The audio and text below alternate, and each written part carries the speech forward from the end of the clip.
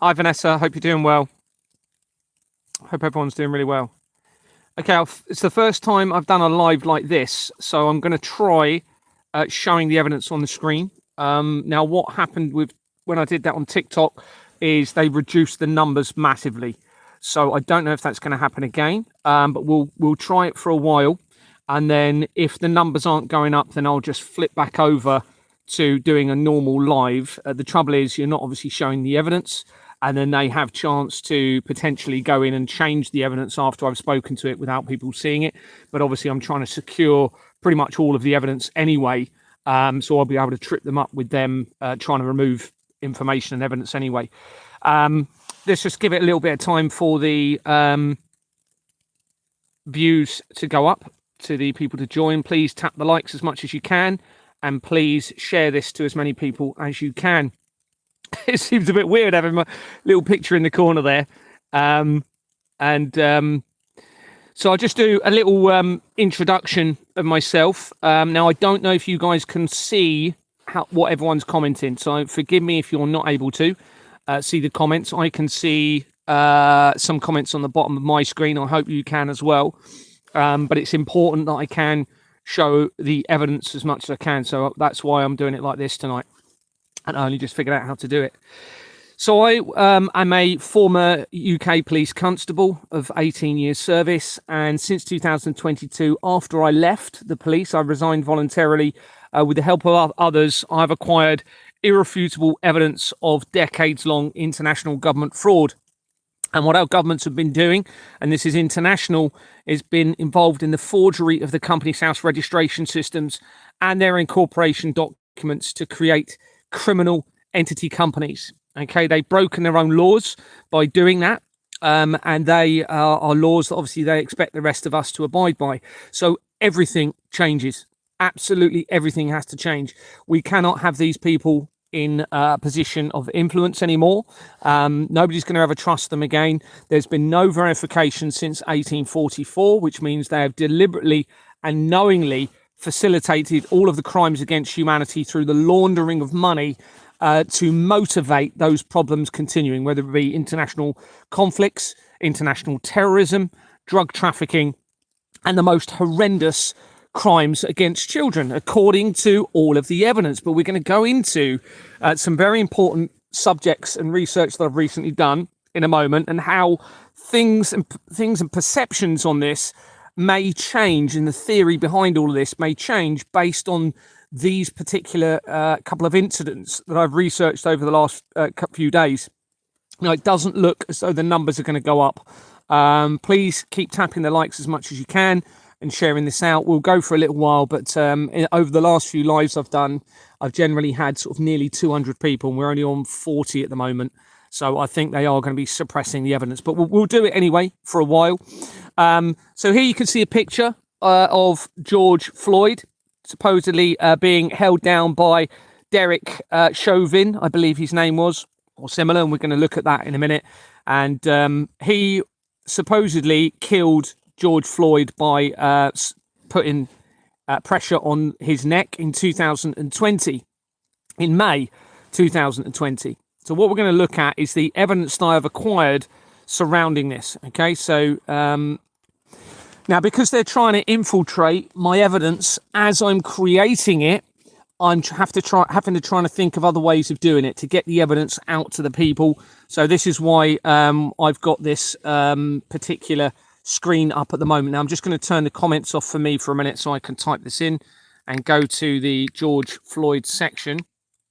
And I'll try and look at the comments every now and then.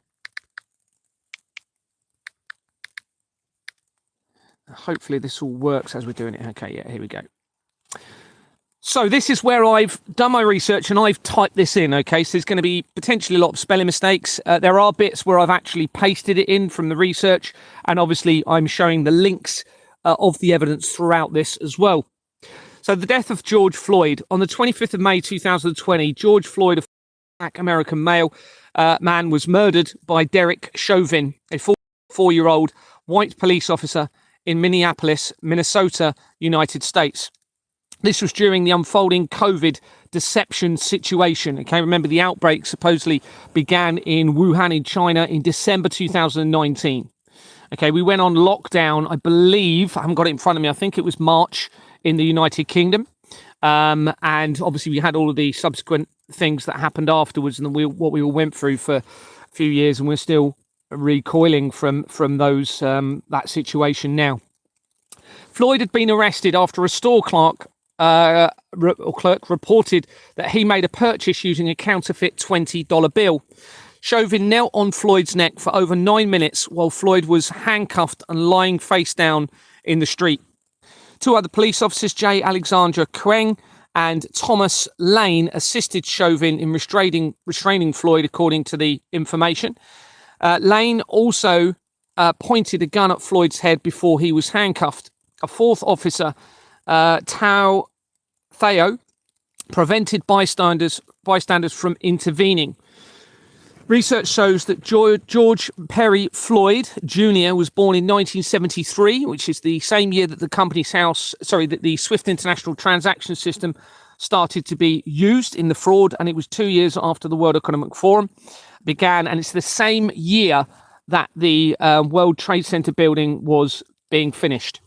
Now, there is unquestionably, in my mind, and I think you're going to see the same, a trail of evidence where they put clues throughout everything to show the proof in what's really going on in all of this. And that seems to be really evident in the Companies House records, proving everything, and also that being supported by other evidence and other resources. So after serving 4 years in prison for offences from 2007, which is the year, that Madeleine McCann went missing and when Exporn Manor Freehold Limited was created. All right, and everyone's going to be thinking, well, what's that got to do with this? It is all connected, everybody. It's massively linked into me for whatever reason, and it's massively linked into what I uncovered through Exporn Manor, Madeleine McCann, and everything else, linking in with the religious establishments. And we're going to see this through the evidence tonight, where I'm going to show you the links into the Vatican, the churches, all the way through this, and into the collider technology as well. So he was paroled in 2013, which is the year after CERN supposedly discovered the Higgs boson or God particle. CERN as in the Large Hadron Collider in Geneva. And he then served as a mentor in his religious community and posted anti-violence videos on social media. The research shows that he worked alongside Pastor Patrick P. I'm not going to try and pronounce the surname because I'll get it wrong, but it's spelled November Golf Whiskey Oscar Lima Oscar of the Christian Ministry and Church Resurrection in Houston, Texas. And here's an article. You can see where I put the research throughout the document. I don't know if this is going to come up. Hopefully it will. Or throughout the notes. So this is just the Wikipedia in relation to George Floyd. So I got a lot of this information from this. Now, this is just supportive evidence, right? The real evidence is in the Companies House records, which we're going to look at. There is no obvious trace. Did I do that? Yeah. There is no obvious trace of Floyd on Companies House, but a search for Patrick NGWOLO, who he worked closely with in the religious establishments, shows that he is connected to solicitors' firms, where it states the following: that his legal experience includes being a founding member of NGWOLO and Banks, PLLC, and an associate at Atkin, Gump, Strauss, Hauer, and Feld LLP. Now, I thought that was several different companies at first, so I was looking, because you can see they put the commas. This is copied straight from the research, and the links to that research are within the document. So I was looking for these as separate companies. It's actually one company. And we're going to see how important that becomes. He received his BS in computer engineering at the University of Oklahoma in 2001, the same year as the World Trade Center disaster and the high priest of the Church of Satan was positioned, the new high priest of the Church of Satan called Peter Gilmore. And we actually come to Peter Gilmore in the research later. He received his BS in computer engineering in 2001 and his JD in 2005 from the University of Texas School of Law, among other accomplishments. He was a member of the Board of Advocates and the Thurgood Marshall Moot Court team. Now, I need to do it. I haven't finished my research, so that's a little bit of area of research that I need to look at, because I think that is also going to become relevant. So just to summarise, we're talking about George Floyd and his work after he's left prison with religious establishments with this person who is a solicitor linked to that company. Now, research shows that Aiken, Gump, Strauss, Hauer and Feld, known as Aiken, Gump or Aiken, is an American multinational law firm headquartered in Washington, D.C. It is the second largest lobbying firm in the United States by revenue. So a massive, massive company. And that now connects very quickly and personally via this religious person that he was working with to George Floyd. Okay. The firm was founded in Dallas, in Texas, in 1945 by Robert Strauss and Richard Gump.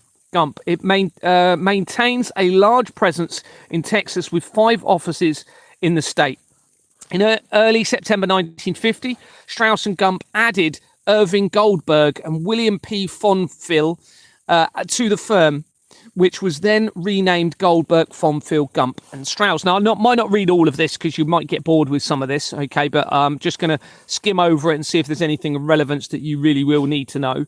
In 1963, Jack Hauer left a competitor to join the firm. Well, that's an important year. That's the year when JFK was assassinated, which is all relevant. And some of you might have seen me previously talking about the JFK supposed assassination. Okay, I suspect there wasn't even an assassination of JFK, but that was the year. That's also the year when I believe the first James Bond movie came out, I believe. Now that is again relevant because the Flemings were involved in the James Bond movies, as we know.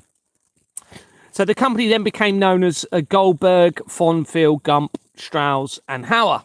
Goldberg left the firm in 1966 to accept a federal judgment on the United States Court of Appeals.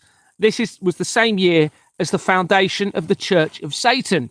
All right, we're going to see links to the Church of Satan later. He was replaced by Henry Aiken.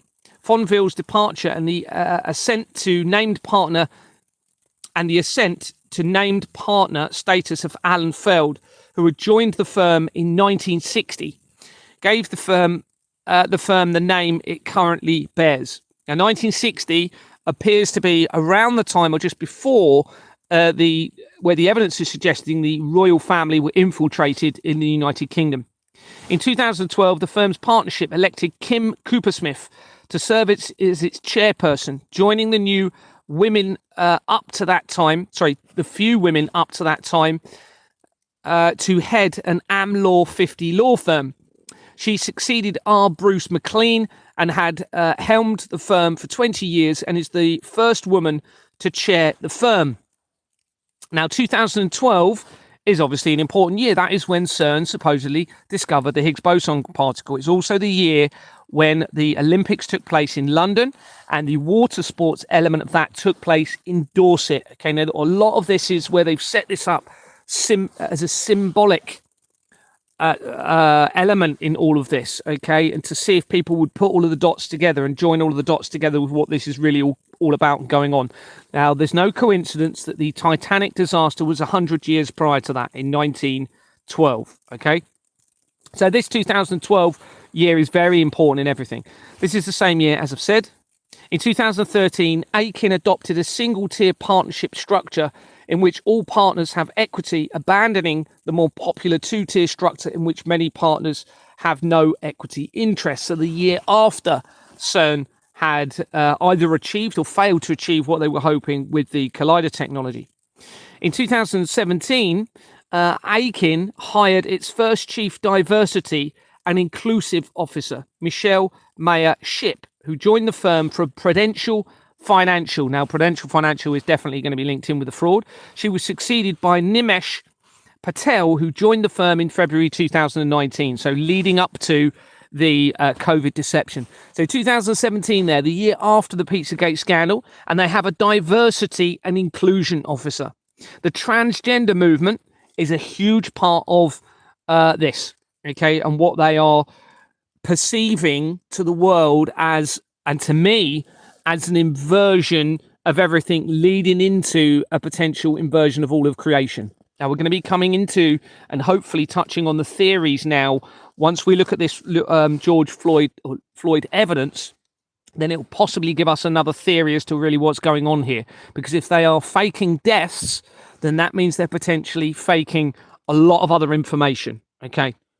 So all of that information was I'm not going to go into the Wikipedia, but it's there. You can check it out if you want, from that company. So remember, that is the company that the person that George Floyd was working with after he came out of prison was connected to. A search for the company on Companies House for Aiken, Gump, Strauss, Hauer and Feld reveals that Aiken Gump LLP was incorporated on the 13th of January 2023, which is 8 months after Floyd's alleged death. It connects immediately. No, it's not. Sorry, I do apologise. It's that might be 2020. I need to check that information.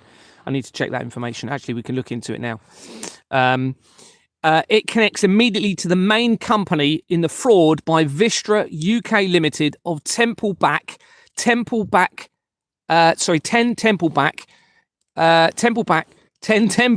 back in Bristol. Let's go into it just in case I've got some information incorrect there. So hopefully this will load up. Oh, no, that's not it. All right, let's go back. Open link. Here we go. Okay, so you can see it's got the similar parts of the name that was in the company that we were talking about. And here you can see, so it was registered in 2023. I was obviously thinking 2020. Well, that's literally as I'm exposing the evidence, okay, and actually really escalating the inquiries. You can see it's got a United States link to it at the bottom there, so we can pretty much be certain this is it. You can see it's also got Bank of America. Okay, now Bank of America is also massively implicated in this international government fraud. I'm just going to have a little look at where I got the... Yeah, okay. Is it on its incorporation document? Okay. So let's have a look at the filing history. Incorporation document. There's hardly any information on the filing history, which is very unusual. So it looks as though they've removed a lot of the information. So this is the incorporation document. You can see Bank of America on it again. If we look further down, there we go. Vistra, UK Limited, HMRC. So linked to the tax again, everybody. All right, they're stealing the money from all of this from you through the taxation system. So you've got HMRC there. You've got Vistra UK Limited. Just in case you're not aware of Vistra, if you search Jordan and Sons, which is the same company that actually started Exborn Manor, where I acquired the forged Lloyd's Bank documents, you'll see its latest name was Vistra Limited. All right, so these are criminal organisations. You can see the address here, Temple. Remember, this is linked to the Satanic Temple, United Kingdom, and also the Knights Templar. But, you know, there is this link to the Knights Templar. It's potentially they're good people in this, potentially, but they would have been infiltrated by people that are part of this deception anyway. Remember, my family are linked to the Knights Templar and to the royal family via the research, and it appears to the Vatican. Right, so this is straight away incredibly important information, because what this now tells us is, was George Floyd part of the deception surrounding his supposed death? Okay, I would think almost certainly, based on this information that we have just found. But let's look into it a little bit further. I'll just have a look at the comments, see if there's anything on there that... How do I get the comments up? There we go. Hopefully the comments come up. Okay,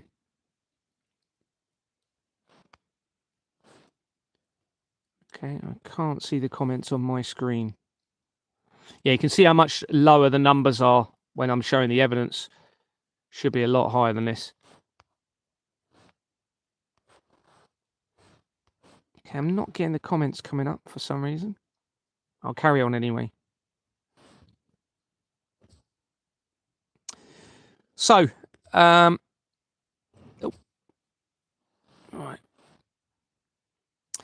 Barry Gerard Russell is the only director for this company, connected to another company having been appointed to Sport Fact Limited in 2005 and resigning in March 2019, the month before Julian Assange was supposedly arrested. The company was incorporated in 1990 before the Hackler International Advisory Board company was created, which links the royal family to the Russian government to the intelligence agencies. And that is shown on 40 of the Royal Foundation of the Prince and Princess of Wales, which links practically all areas of the fraud together. And it is dissolved. This Hackler International Advisory Board company has dissolved since being exposed. This company we're looking at, that we've gone into so it's linked from this Akin Gump, is a criminal company having been incorporated with the same companies as Exborn Manor Freehold Limited. So I'll just do that for you so you can see it. So we'll go back into the company.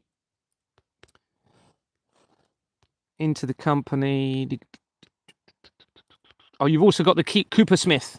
Remember, we mentioned the Cooper Smith in the research of the company. Well, there we go. We can confirm this is all going to be what they were talking about in the research of that company. Where was it from here? Barry. Oh, yeah. So we want Barry Russell is the surname.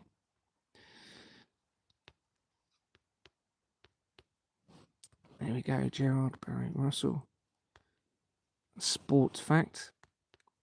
Okay, you can see incorporated in 1994. Filing history.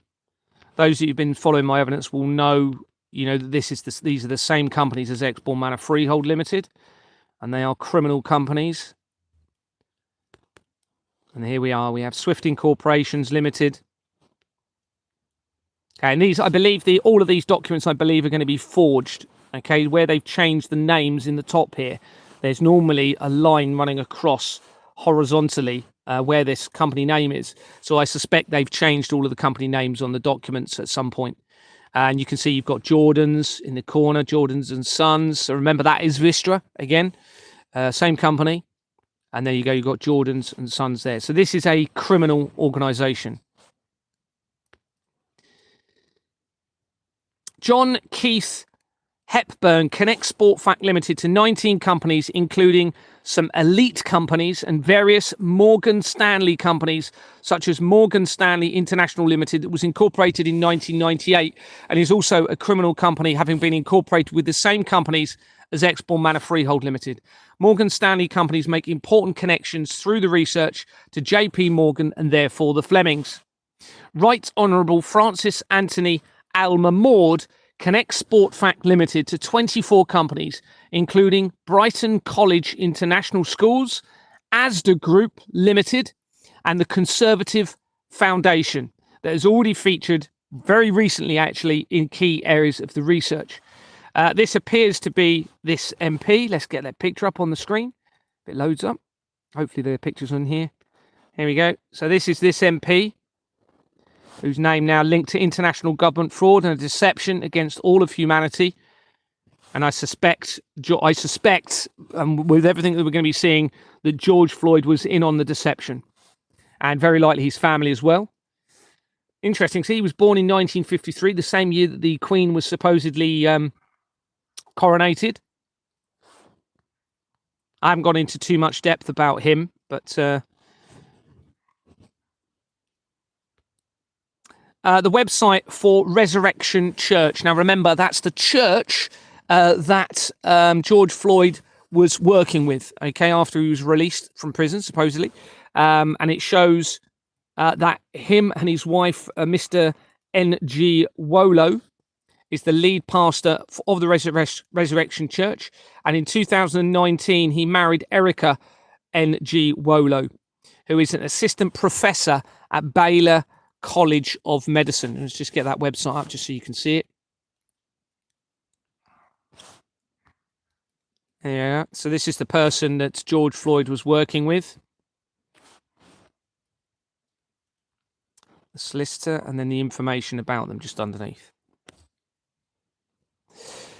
A search for Resurrection Church on Companies House reveals Resurrection Church Limited that was incorporated in November 2017. Remember, 17 is a key year. It's after the Pizzagate scandal was being exposed. It's when Donald Trump got brought in. It's when they brought in a new head of the Companies House CEO called Louise Smythe. It's also when a Fleming Co. Limited company was created, which then links to multiple leaders around the world that we have been led to believe are at risk of conflict, including Benjamin Netanyahu and the leader of Iran.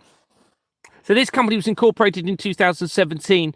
The filing history shows that on the 8th of February 2022, the company made its first application to be struck from the register. This was a few days before Vladimir Putin announced the special military operation against Ukraine to lead into the falsified prophetic events in everything, okay? And then that was backed up by many other things that have happened that we're going to be talking about as we go through here, including the attacks in Israel on the 7th of October 2023. Now, this is when I'm starting to ask questions in Exborn manner, okay? And I believe they know something about me because it wasn't really huge inquiries at this point. It was just me asking to see our accounts every now and then. So they didn't have really a need to massively panic at that point. It was only when I became really insistent in sort of July time of 2022 that obviously things escalated from then, and that they really did need to start worrying. And they could have taken me out then, but they didn't take me out. They could have, let's face it, they could have unalived me at any point. You know, I've had helicopters above me over the last few months trying to make me feel as though my life's going to be taken. They haven't done it.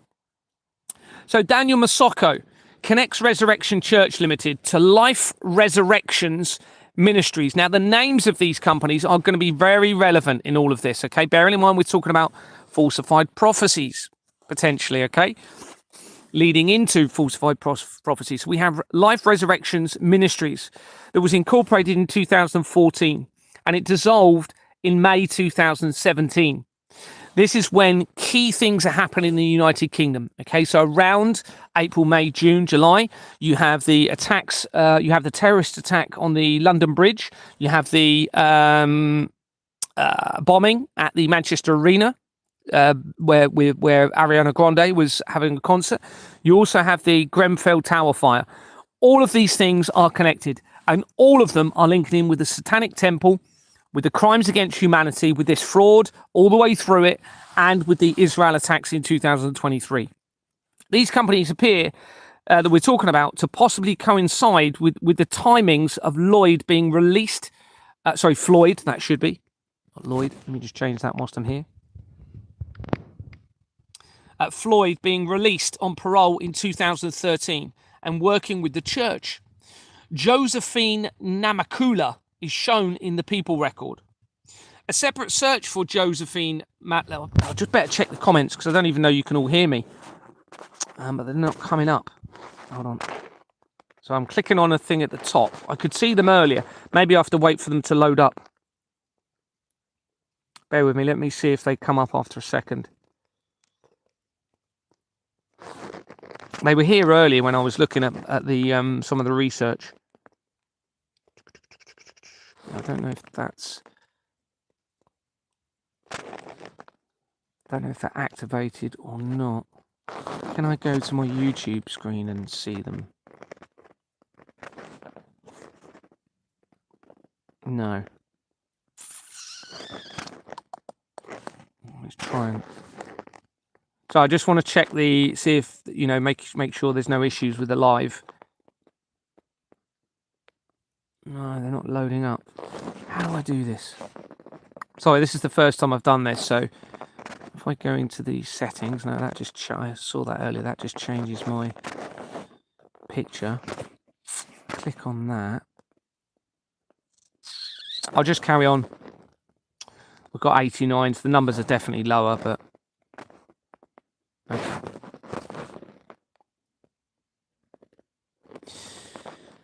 Okay, a separate search for this name brings up a duplicate record, exactly the same date of birth and everything, where they were appointed to Life, a different company called the same name, okay, Life Resurrection Ministries again, but it was from previously, From March until September 2012 is when she was appointed to that company under that name. That means that's the time of the Higgs boson or God particle being discovered by CERN. Okay? The company, don't know why I've got it in capitals. The company had been incorporated on the 14th of March 2012, just over a month to the day before Jeffrey Epstein appears to have had a meeting with CERN scientists and Stephen Hawking, and it dissolved in October 2013. William Cabanda is the only other person shown in the People record.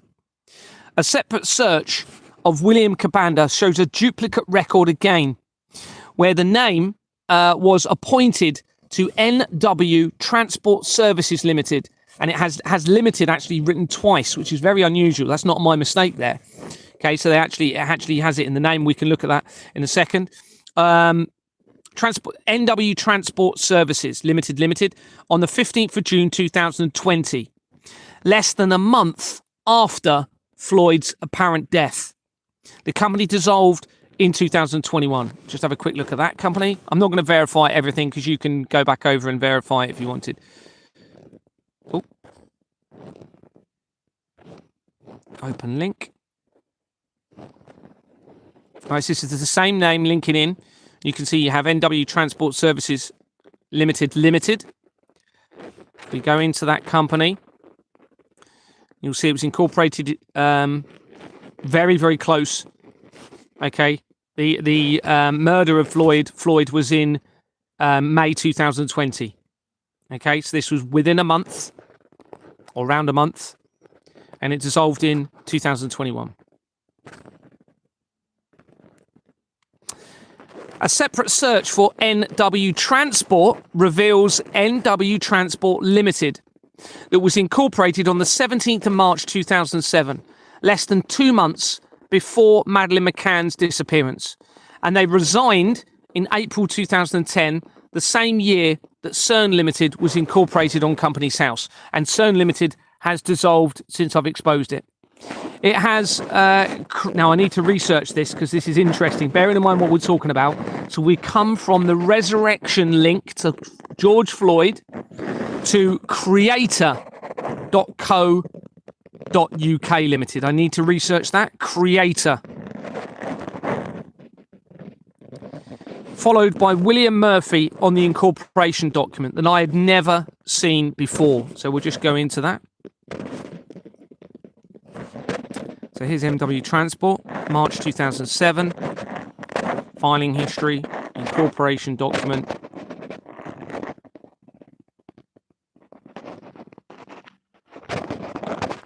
We have Jasmine Gardens in St. Helens. Well, that's interesting. I didn't notice that previously. St. Helens, I believe, is on Jersey. So that is an offshore tax haven location where there was apparently murders that took place of loads of children. Now, if George Floyd's death is fake, then we have to consider a lot of other things are fake that they've been making us believe. So, you know, we'll talk about the theory later, but here you can see creator.co.uk limited, linking in with Resurrection, with a church group, with CERN, with all of these other things. So if we go back to the document, now this is where it's really critical what I'm about to show you. Where do we get to? A separate search of William Cabanda, Floyd's apparent death to the company dissolved in 2001. A separate search of NW Transport Limited, followed by William Murphy and incorporation document. Yeah. Elaine Langton connects this company to 3 companies, including Northwest Express Haulage Limited. Spelling mistake. That was incorporated in 1994 again, so on the lead up to the deception of the World Trade Center disaster. And absolutely bombshell evidence now is that it has Begbie's Trainer Limited on its registered address. And that's because Begbie's Trainer links straight to JP Morgan from the research, but also Begbie Trainer is connected to a Collider company, literally called Colliders Limited or Collider Limited, which links to the research of Jeffrey Epstein. Okay, so this now makes a connection, to George Floyd, the collider technology, falsified prophecies, and everything that I've been trying to expose to humanity since 2022. And that's shown elsewhere in the document. And it is a criminal company having been incorporated with the same companies as Exborn Manor Freehold Limited. So I'm just going to go into that to show you that. Verify it. So we've got NW Transport. Remember, that was the same.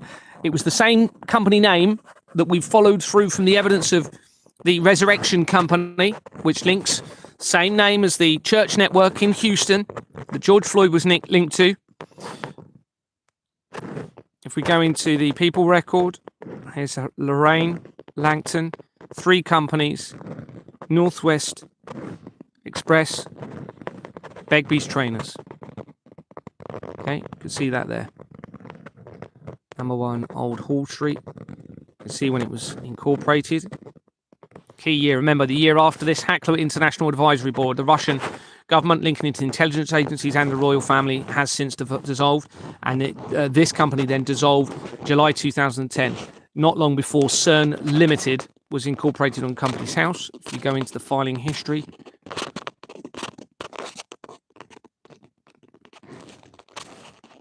I think it's in a selection of documents. Hopefully it's...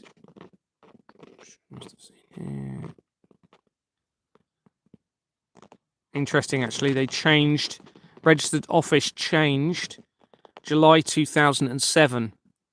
So that's 2 months after Madeline went missing, almost to the day. She went missing on the 3rd of May, 2007. I wonder if there's anything around that date. No, there isn't.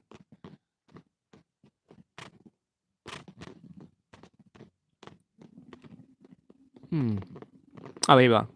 So sometimes you can see the incorporation documents normally here at the bottom, but you have to request it sometimes like this, which means I think you have to pay for it. Yeah, £3. But if you look and find this, you'll see a selection of documents. Now look at the year. Now, they're almost always that year, 1995. And why is that? Well, that's because of the collaboration with the Russian government in all of this, because that is the year when the Hackler International Advisory Board was created that links to the intelligence agencies. So if we click on this link, you'll then see normally the incorporation documents. Here we go. Swift Incorporations Limited. Further down, Jordan's again, a criminal organisation.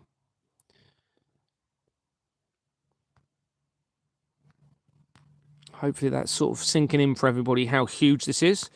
But there's a lot more. Just checking at these other, see if there's any other companies actually at the bottom. Sometimes if you go through the documents, you'll see here other directorships, and they'll have other companies that then lead to further evidence to prove everything. Doesn't look like there's anything else of interest.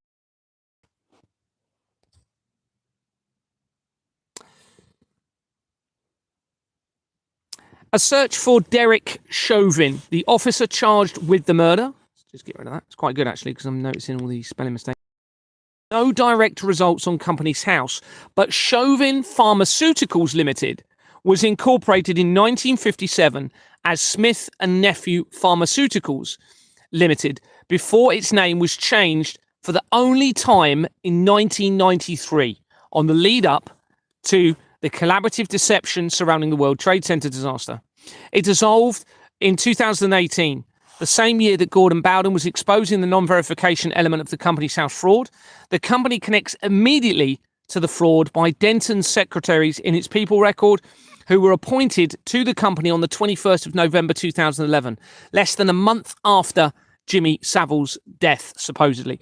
Now, this is actually going to be probably a lot more relevant than I'm even thinking, because remember, this is after the COVID situation, or in fact, during a lot of it, when George Floyd supposedly died. And now we have a Chauvin, same surname as the person that murdered George Floyd, supposedly, linking in with major areas of the fraud, and it's a pharmaceutical company. Alan Richmond Fryer connects Chauvin Pharmaceuticals Limited to 22 companies, including various Smith and Nephew companies. Remember, that was the original name. And also Hunting PLC. PLC.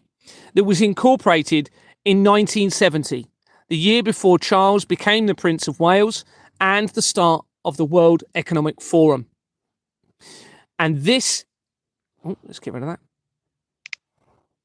This exact same company makes major connections to other hunting companies I'd already identified, linking to the high priest of the Church of Satan research, the actual name of Peter Gilmore, who was positioned in 2001, same year as the World Trade Center disaster. And from that research, it links to Dodi Al-Fayed and the case of Nicola Bulley via Peter Lawson, who was the lead investigating officer who was supposedly found dead at an untimely age of 50 years old in his home address. And it also links to nuclear weapons companies via the research. And that is almost immediately coming in from this hunting company that we've just got coming in from Chauvin Pharmaceuticals. That is not a coincidence.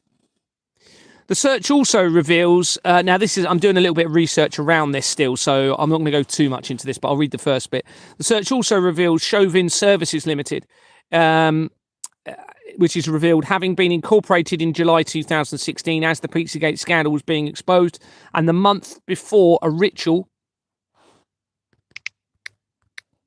appeared to take place at CERN. It dissolved in August 2017 after Donald Trump had been positioned. Manchester business centre of Charles Street. They love to put the clues in there, okay? Charles Street, in other words, King Charles, put a reference to Charles in there, is shown on the incorporation document and a registered address as well. A separate search for the Manchester Business Centre Limited shows that Manchester Business Centre Limited, the company, was incorporated on the 16th of July 2020.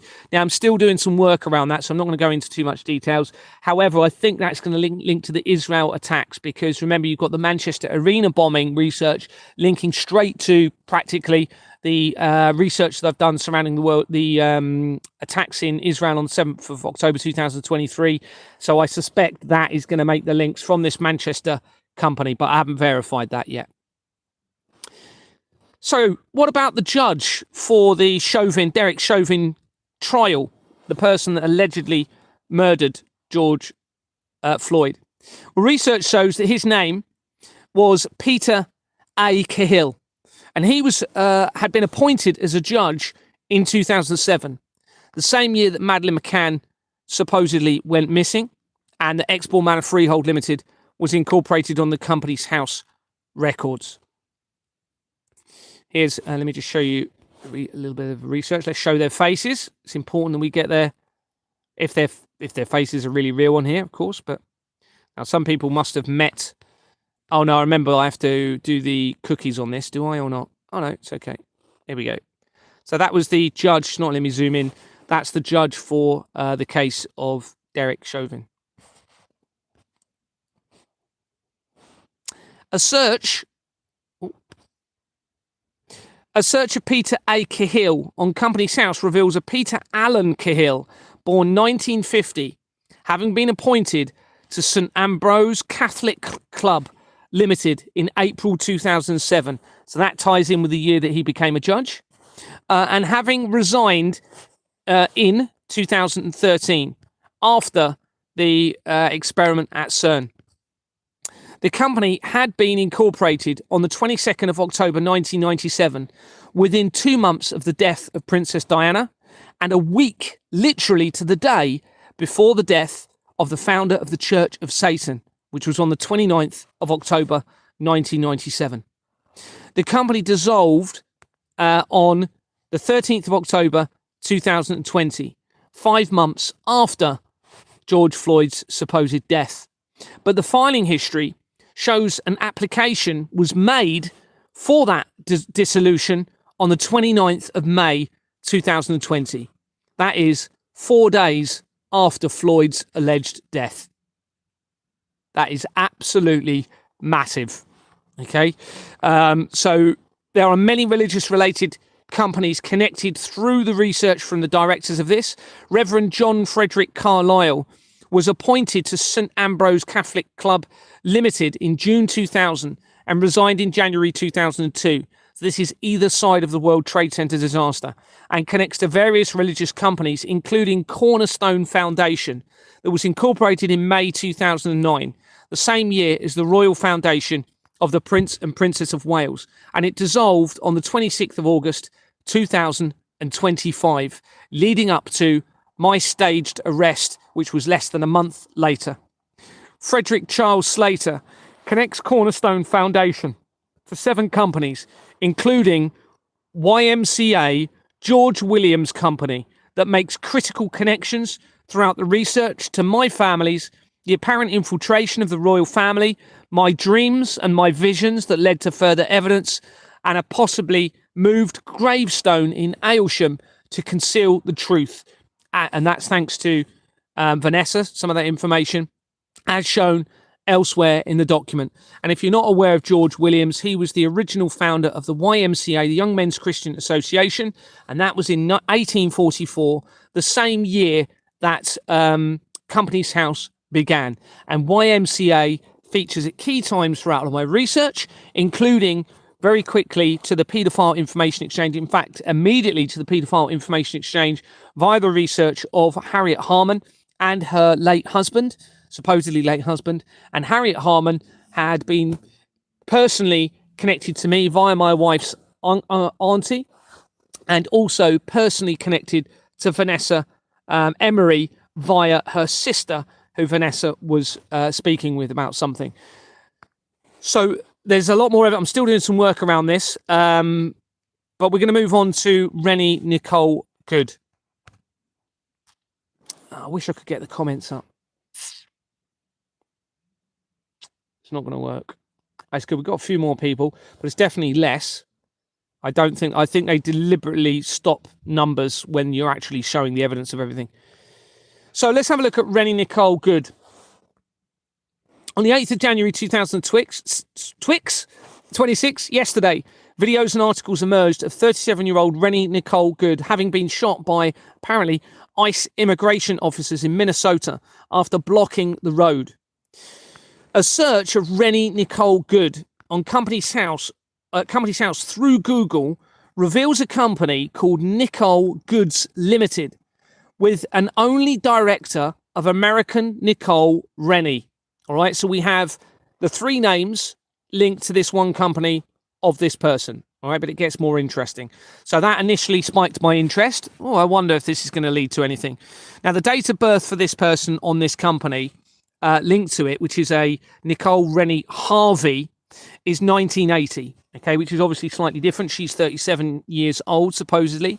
And this is a date of birth in 1980.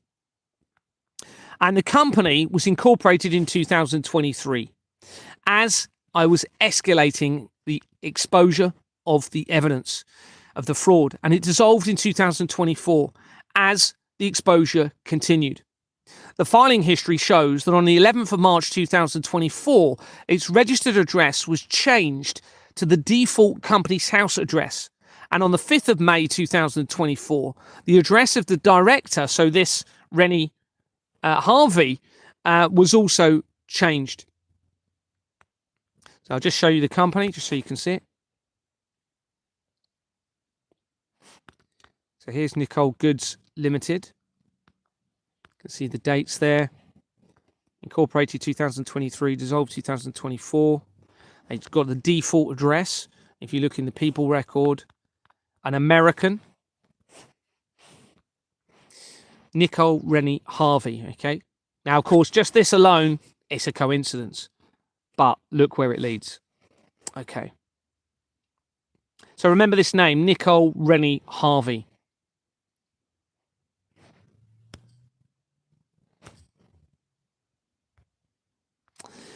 Now, this bit was a mistake. Now, some of you may know about the asteroid situation that happened. So I'm just going to explain that very quickly. So I found that there were connections to the Doomsday Clock, which was incorporated, or not incorporated, but originally founded in 1947, representing an upcoming man-made apocalyptic event on Earth, whether that be biblically related or whatever. And now that involved, according to the research, Einstein in the initial creation of the doomsday clock. And it's a visual, literally a clock face. And when the two hands reach midnight is when there'll be a doomsday situation on the Earth. Now, nobody needs to panic, because everyone, and so did I initially, and they want us to believe that it is literally going to be potentially the end of all of creation or something like that. Now, it may be that's what they're aiming for. It may be, and they certainly want me to believe that's the case. Okay. So this was created in 1947, and it's the closest it's ever been to midnight. And it got the closest it's ever been as soon as Donald Trump came in as the second time as the president. So they're telling us, okay, that it's to do with what's happening as this exposure happens. And I'd researched that, coming in from the Bulletin of Atomic Scientists, who actually managed the doomsday clock, okay, found some companies that appeared to relate to it, made a slight mistake. And that slight mistake led me to a company called 2032 Limited. But I didn't realise at that point. So anyway, I'm thinking, okay, what are they going to be doing here? Now, I was already getting evidence where it's very likely there's going to be a falsified natural apocalyptic event as part of their deception against all of humanity. Whether that's a fake alien invasion, whether that's an asteroid, whether it's tribulation period or whatever. And so one of the big parts of the evidence that made me come to that conclusion or theory is that Darren Brown was involved in a television program called Apocalypse in the year 2012, where he made a particular individual believe that the end of the world was happening with an asteroid strike hitting the Earth, and the asteroid was called Swift. Well, Swift is the name of the international transaction system that started to be used in 1973, the same year that the World Trade Center was finished being completed. So that led me to research Darren Brown more and look into Darren Brown. And I found out he links into the government. And in fact, his first television project was called Mind Control. Well, government means mind control if you translate it into Latin. So, of course, with all of this, it was becoming apparent, okay, we're talking falsified apocalyptic events that they're going to stage against all of humanity as some sort of spiritual conclusion in all of this or whatever. Anyway, I then went on to Just an Ordinary Citizen's live stream that night and said, look, everyone, I think what they're going to be planning potentially is a falsified apocalyptic event on Earth, and it could be an asteroid hitting the Earth. And the reason I said asteroid is because obviously you had the dinosaur, supposedly asteroid, but also I found an actual, I think there was an asteroid or comet company or something like that on the research of Darren Brown, as well as dinosaurs. There was some dinosaur companies in the research. It took quite a while to get to them, but there was a trail of evidence leading to dinosaurs, and literally were almost, I can't remember the wording because I haven't got it in front of me, but literally telling us that it was all a deception. So anyway, I went on the Just an Ordinary Citizen's live stream last year at some point, or year before. Was it last year? I can't remember if it was 2024, 2025. I said, look, I think what they're going to do is time a fake asteroid strike potentially in 2032, because I'd found the company 2032 coming in from the Doomsday Clock research. Anyway, 2 days later, my sister contacts me and said, Gary, because I'd already had conversations with her, have you seen the front pages of the newspapers? I was like, no. And I checked online, of course, and there was an asteroid supposedly going to potentially hit Earth in 2032. Now, they must have done this to make me believe that I have the ability to change the outcome in all of this somehow, potentially. So the reason I'm going into that is I'd made a little mistake. It led to evidence. They obviously heard my live stream, and that triggered for them to do something and make it seem as though there was actually going to be a apocalyptic event on Earth potentially. So this was the same situation here. So I made a very slight mistake on trying to conduct an initial search for Nicole Renee Harvey. Remember, that's the name of the director in that first company, the only director that's in there.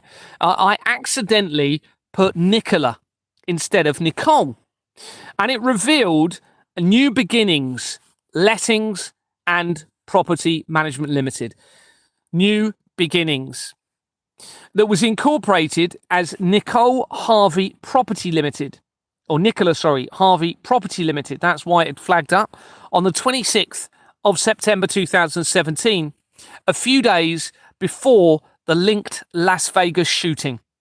Now, I've now connected the Las Vegas shootings research, too quickly to be a coincidence, to the supposed serial killer, Richard Shipley, Ian Shipley?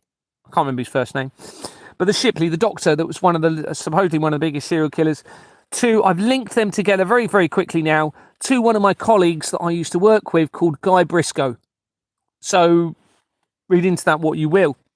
It's not going to be a coincidence, everyone. So this was a few days before that Las Vegas shooting, the largest mass shooting in the United States history. And it dissolved in January 2020. This is the month after the COVID outbreak deception. And obviously, it's not long before the George Floyd situation, which was in May 2020. Critically, it has 5 Temple Square, Temple Street, Liverpool as its registered address, and is used throughout the fraud and shown in the research, and is shown in the process of being struck from the company's house register. Not only that, but it has companies made simple on its incorporation document, linking with the research of the Paedophile Information Exchange and the World Trade Center disaster. Its filing history shows that on the 30th of August 2022, an application had been made to strike the company from the register for the first time. Bearing in mind it was incorporated in 2017. 2017, and then suddenly when I'm exposing the fraud and all of this is all happening and it's escalating, they apply to strike the company off. But it was suspended. They suspended it being struck from the register on the 10th of September 2022, which is 2 days after the Queen's apparent death, which I believe is also fake. This was as I was escalating, as I've said, the exposure, and the same month that red heifers were flown from Texas. I think they were flown from Texas, which is where Elon Musk lives or did live, to Israel. And if you're not aware of the red heifers, then heifers are supposedly need to be sacrificed to lead up to the prophetic events on earth. And I'll just show you this quickly. Now, remember, I just happened to come across this. We're going to look at the real stuff that I found in a minute. Don't know why that keeps happening. Let's try that again. It's weird there we go. So, new beginnings. Now, I think that's a sign. I think I was meant to see this. You can see Temple Square, Temple Street, features throughout the fraud. The word temple again. Active proposal to be struck from the register. In other words, they're getting rid of it. Incorporated 26th of September 2017. Previous name, Nicola Harvey Property Limited. From September 2017 to January 2020, not long before the Floyd incident.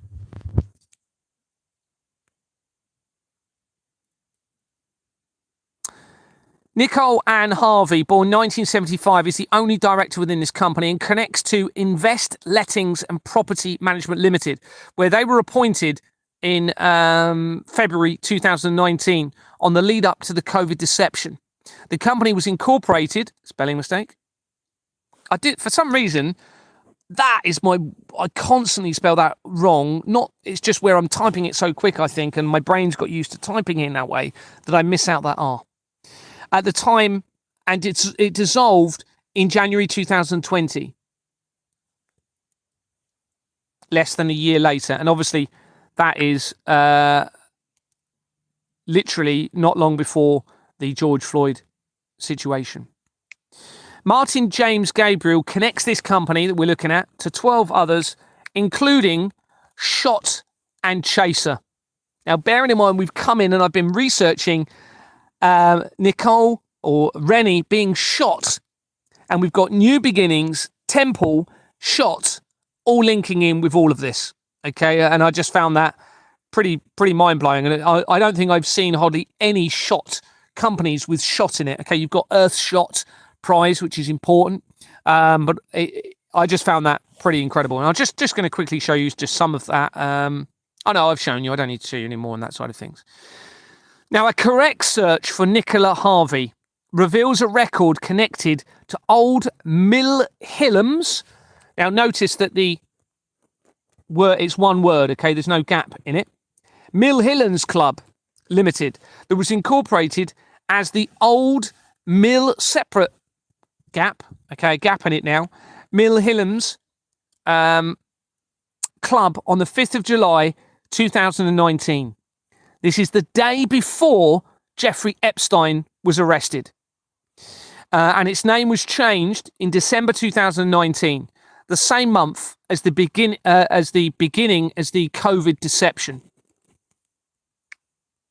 And in fact, that actually it's just mind-blowing. The Earthshot, bearing in mind I've just mentioned the Earthshot prize. The Earthshot prize was conceived at the end of December by Prince William. And they actually incorporated a company called the Earthshot Prize on Company's House. I think it was in March 2022, which is when Deborah Fleming resigned from the NHS and became involved in Exbourne Manor on the leading up to me exposing all of this through the inquiries at Company's House at Exbourne Manor. This same company we're talking about connects immediately to the fraud by A1 Company Services Limited on the incorporation document. Now, let me go into this and just show you this as we're going, because this just blew my mind when I saw it. Where is it? Have I put the link? Oh, I haven't got the link in here. That's annoying. I need to put the link. Okay. Now, as if that wasn't interesting enough, within that company, there's a person record for a name of Claire Erskine Murray. Okay, well, now that is important.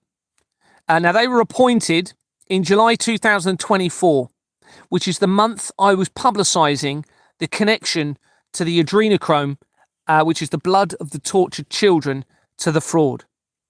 And mind-blowingly, Murray and Erskine surnames are associated with Andy Murray's mother, Judith, where the evidence connects to major areas of the fraud, Donald Trump, Charles Kirk, and Candace Owens, and with the record for Andy Murray linking quickly to the Satanic Temple, United Kingdom. It's mind-blowing. Now, his mum, Judith Murray, her dad was called something Erskine. Okay, so that's why you've got the Murray and Erskine connection here. Now, let this just sink in how mind-blowing this is, because we've come from that initial company of the shooting yesterday with the same names in it, okay, tying in now to Andy Murray's mum's names, in with the Satanic Temple, Charles Kirk, and everything else we are talking about in all of this. You can see. So and we're going to, let's finish the evidence and then you can draw your own conclusions from it. Erskine Murray, that people record connects to Old Millie Hillans Club Land and Investments Limited, that was incorporated in 1945 as Land and Investment, as Club Land and Investment Limited. Okay, so they had it without the old Millhams, okay, and it was just Club.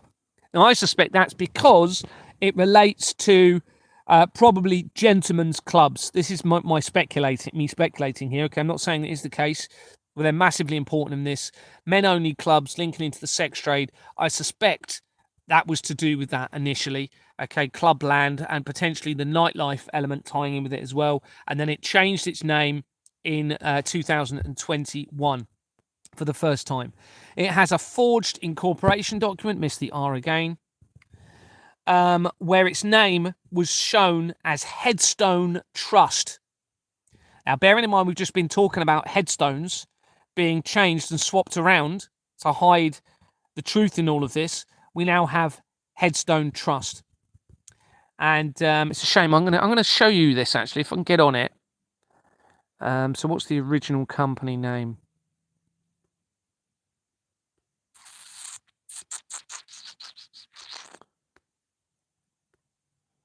So it's Old Millhams. I'll just copy that. copy. There's my boy, my gaulted boy. Paste, company's house. And then I can just copy the link into the document when I... So here we have Old Milham's Club. Mill Hillen's Club, sorry. See, 5th of July. Okay, well, Jeffrey Epstein was arrested the day afterwards, supposedly. Original name, the Old Mill Hillen's Club. Changed in December 2019, same month as the outbreak. And here is the surname. Erskine, Murray, Clare, Scotland as well. Okay, that's where the Murray family are from. Some of you may have seen my evidence in relation to Andy Murray and the Dunblane shooting. This all connects into the Dunblane shooting massively. Okay, you can see they were appointed July 2024, the same month that I am releasing the evidence linking to the adrenochrome, the blood of the tortured children. And if we go into the there's only 2 companies they're linked to, okay? The second one is the one we've just been talking about. They were appointed 2023 as I was escalating my evidence. And you can see this company, 1942. And you can see Clubland. So they didn't have the Mill Hillam's in it. And it was changed its name 2021. And I'm just going to show you this because it's a really good example to show you the forgeries that's being identified within the incorporation documents. Now, it's so blatantly forged, though. So if we zoom in. Okay, so you can see the original name, Headstone Trust. And then they changed it, falsified it. Now, we've got to ask, why would you falsify things so obviously? All right. It does appear as though, you know, this is for me to identify all of this, along with everything else that's been going on. So we have this forged incorporation document. Don't know what else is on here, actually. I haven't looked at the rest of this. Clubland. You can see it's got Clubland. And so they've written it above it. Look, they've crossed out Headstone again there and put it above. Who else is on here? I haven't looked at this further document, so... Yeah, there you go. Done it again. Forged it there. Now, this is a company I don't think I've seen before at the bottom. Chaz and Davey and Co. Company printers. There you go. Forged it again there. So basically wherever it says it.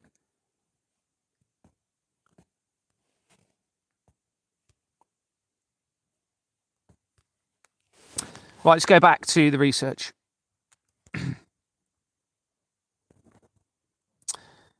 So we've done that. Correct search. Done that. Now this is just massive. Just when we didn't think this could get any bigger, okay? Okay. So the United States immigrations, we're now looking at ICE, okay? The group that was supposedly involved in shooting Renee. United States Immigration and Customs Enforcement, ICE, is a federal law enforcement agency under the United States Department of Homeland Security. Its stated mission is to conduct criminal investigations, enforce immigration laws, preserve national security, and protect public safety. ICE was created as part of the Homeland Security Act of 2002. Well, this is the year after the World Trade Center disaster, which is what it's saying. It absorbed the prior functions of the Immigration and Naturalization Services and the United States Customs Service. Now, this just blew me away. A search for this, the United States Immigration and Customs Enforcement Services, Google, Company's House through Google, revealed the United States of America, literally a company called that was incorporated in 2023. As I escalated the fraud, all directors have been hidden by Company's House. The beneficial owners section shows entries for January 2025 that all beneficial owners. Oh, where are we? Beneficial owners have been identified, and there is no other information to provide. Its incorporation Sorry about this. I'm just going to rectify this whilst I'm here. Incorporation document shows the Solicitors Regulation Authority, or SRA. Well, what else does that generally stand for? Satanic Ritual Abuse. And it has Quastels LLP, which I will come back to shortly on that incorporation document. The government of the United States of America are also shown as having been notified from the 3rd of July 1776 on this document. This is the day before the Declaration of Independence, formerly the unanimous declaration of the 13 United States of America. In the original printing is the founding document of the United States. On the 4th of July 1776, it was adopted unanimously by the Second Continental Congress, who were convened at Pennsylvania State House, later renamed Independence Hall, in the colonial city of Philadelphia. These delegates became known as the nation's founding fathers. The Declaration explains why the 13 colonies regarded themselves as independent sovereign states, no longer subject to British colonial rule, and has become one of the most circulated, reprinted, and influential documents in the history. Well, there's also 13 bloodline families, apparently, supposedly running the world. So this obviously suggests they don't believe they should be subjected, it seems, to their own laws to the rest of humanity. Now I'm going to let me just show you that bit first. So this was I just stumbled across this. I hadn't seen this before. This is just huge, everyone. Oh, it's weird. You have to click on it twice. I don't know why that's... No, and even then it's not doing it now. Here we go. United States of America. Incorporated January 2023, or registered 2023. In the People Record, let's just check down here. United States Government. Address Washington, D.C. If we click on the People Record, bearing in mind, Companies House role is to share information of companies to the public. They've hidden all directors because they're so worried about what is being exposed, because it will expose them all. But in the beneficial owners section, you can see here, they've said there's no other information on the January. As I'm exposing the fraud, there's no further information to add. But down here, we have that the government of the United States of America were notified somehow as being a person of significant control in 1776. Well, the company didn't exist in 1776. It was only incorporated in 2023. So that should be on another record. Doesn't make sense. Doesn't make sense. You can see these other changes. Look, they've removed, as the exposure continues, they remove information. All right, so there was somebody here notified January 2024. They withdrew it in January 2025. You can see the same. As I've been exposing the fraud, they're panicking. They're removing all of this information. Now, if you look on the filing history, because this becomes important, very important, on the registration document, this is probably the most important evidence I've ever shown that we're about to look at. Okay, so on this document, you have the United States of America, obviously. You have the Washington, D.C. address, but you also have David Quastel of Quastel's LLP. See that in the middle there? Solicitors Regulation Authority, Quastel's LLP. So that gave me an element of research, and you're going to see where that leads. Back to the document. So we have this date. Remember, the date there was the day before. They had the July the 3rd on that. I've just shown you. The date of the American Declaration of Independence was the day afterwards. The day afterwards, everyone. But it looks as though they're falsifying all of the records, possibly for me to find it. All right, that shouldn't have even been on that document. If it was 1776, what's it doing on that company that started in 2023? It doesn't make sense to me, unless I'm being really silly. Now, a Companies House search for Quastel's LLP shows it was incorporated in 2005 and that its name was last changed in May 2019 between the supposed arrests of Julian Assange and Jeffrey Epstein, and on the lead up to the COVID situation. It links immediately to the fraud by its registered address of 55 Baker Street, that should be. I think I've just deleted it accidentally.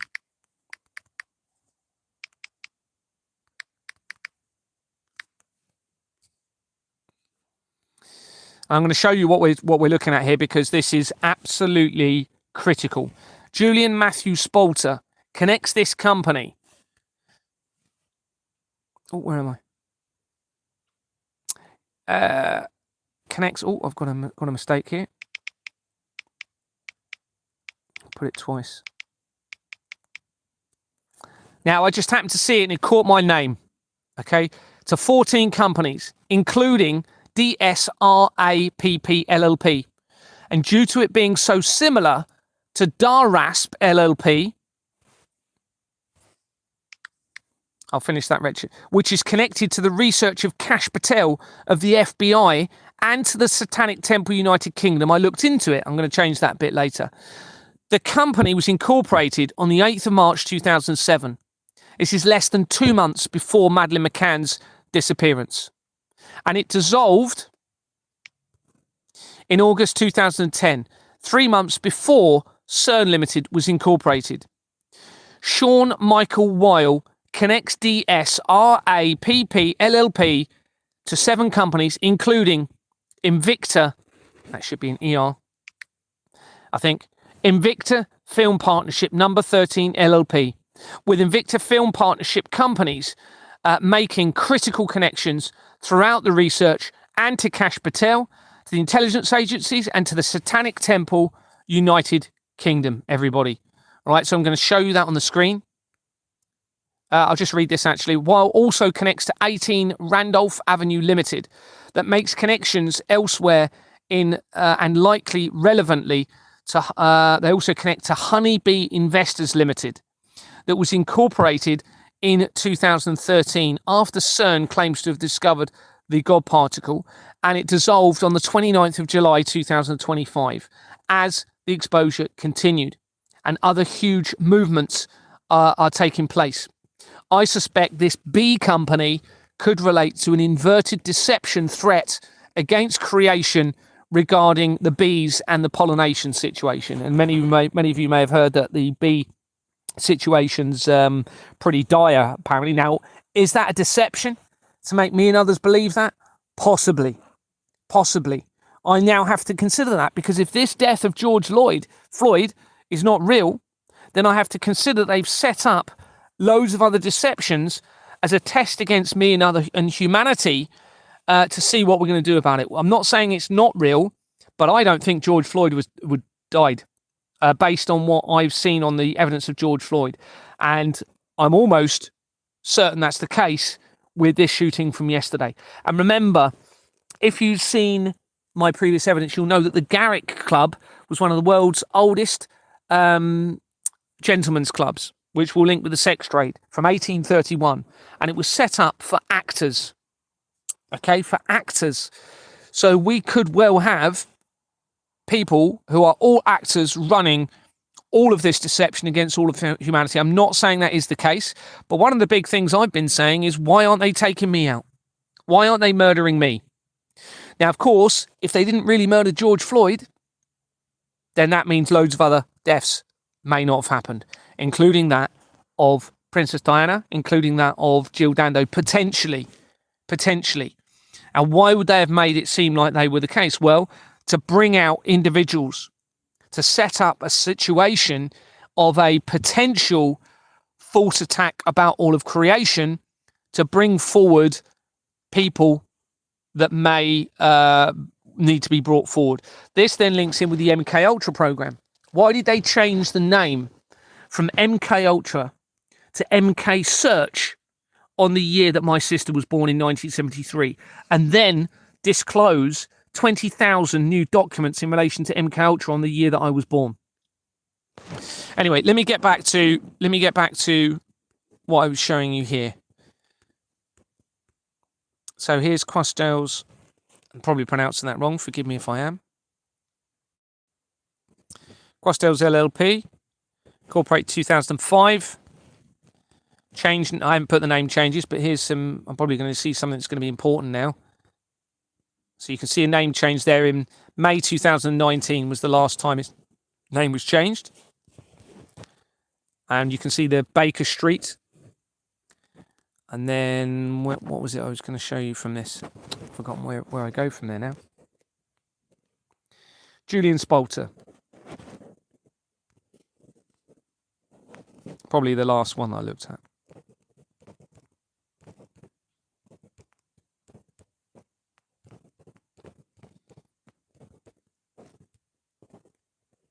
Yeah, let's have a quick look at this. I haven't looked in this one. Let's have a look at this one. No, nothing there. So Julian Spalter, 14 companies. I was just scrolling through, thought it looks interesting. Almost similar to Darasp, which links to the Satanic Temple. So went into it, created March 2007, dissolved 17th of August 2010. We go into the People record. What's the name?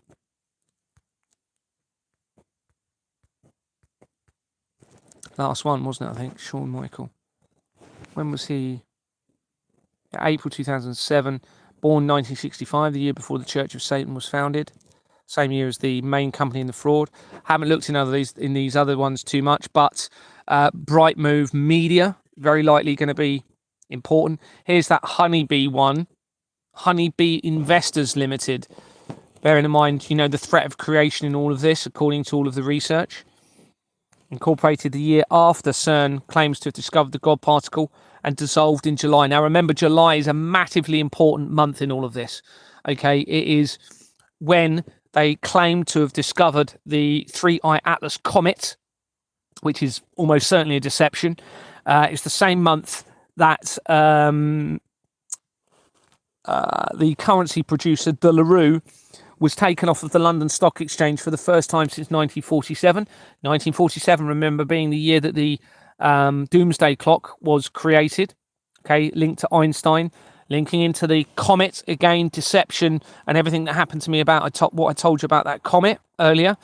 And it's also the same month that they announced that Richard Knighton was going to be positioned as the new head of the military, and he ties into all of these companies we're looking at here, including the Invicta film one I'm going to show you in a minute, which links back into the Satanic Temple United Kingdom. Now, also in July, what else was it you had happen that's important? I'm trying to think off the top of my head here. There was something else. No, it's gone. It's gone. Oh, yeah, it was July. I think it was the month afterwards, actually. But this is when they claimed that a company had been given a contract for 2 years to shelter mass bodies, okay, called Few Marquees. So, of course, I'm thinking, oh, my goodness, they are going to kill many, many, many people.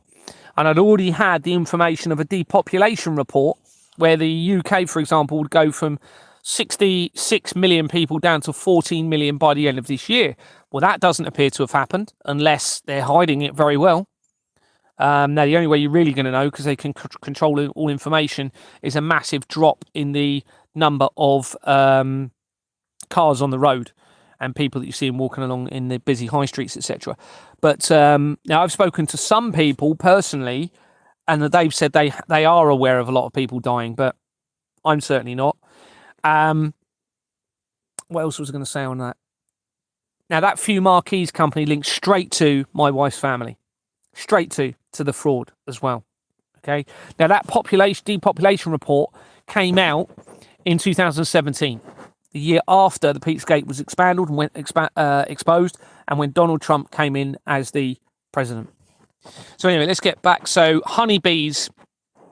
So you can see it dissolved as I continued my exposure, and then we've also got, which is absolutely critical, the Invicta Film Partnership, number 13, LLP. And you can see, I think this is one that's dissolved since I've exposed it. No, this one isn't, but there are other ones because there's different Invicta Film. They just changed the numbers. Okay, so you can see the number there. So this one was started the year after the World Trade Center disaster. let's go back to the document, and that's very important. That links to Kash Patel, the head of the intelligence FBI department that Donald Trump positioned last year, and also it connects to the Satanic Temple United Kingdom. We're talking incredibly quickly. And also there's references to the cube of Saturn in all of this, which then links back in with Saturnalia and the deception around Christmas. This is why I suspect they are all mocking you when you celebrate Christmas, which is why I don't celebrate it now. You don't need to. I believe every day should be celebrated. I believe every day is important. I believe we need to appreciate everything. And I think birthdays are a part of the deception, and also Christmas Day, 25th December. Further information regarding Nicole revealed an extra name of Macklin that I found before the surname Good. I need to do some more research on that. The information suggests that she was a devout Christian again. Okay, so remember, we have George Floyd supposedly died. Now that's not many people are Christians. Okay, so that's in itself isn't huge.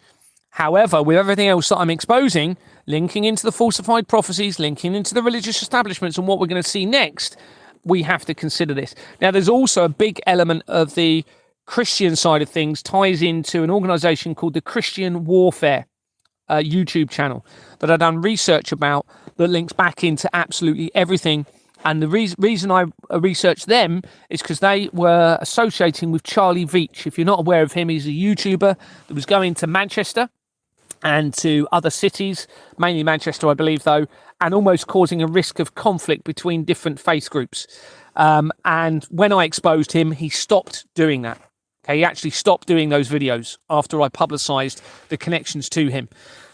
Now, the reason I looked into that was I had information from somebody else where they thought that they may be linked to the murders of loads of women with the identical modus operandi or method of murder as Nicola Bulley.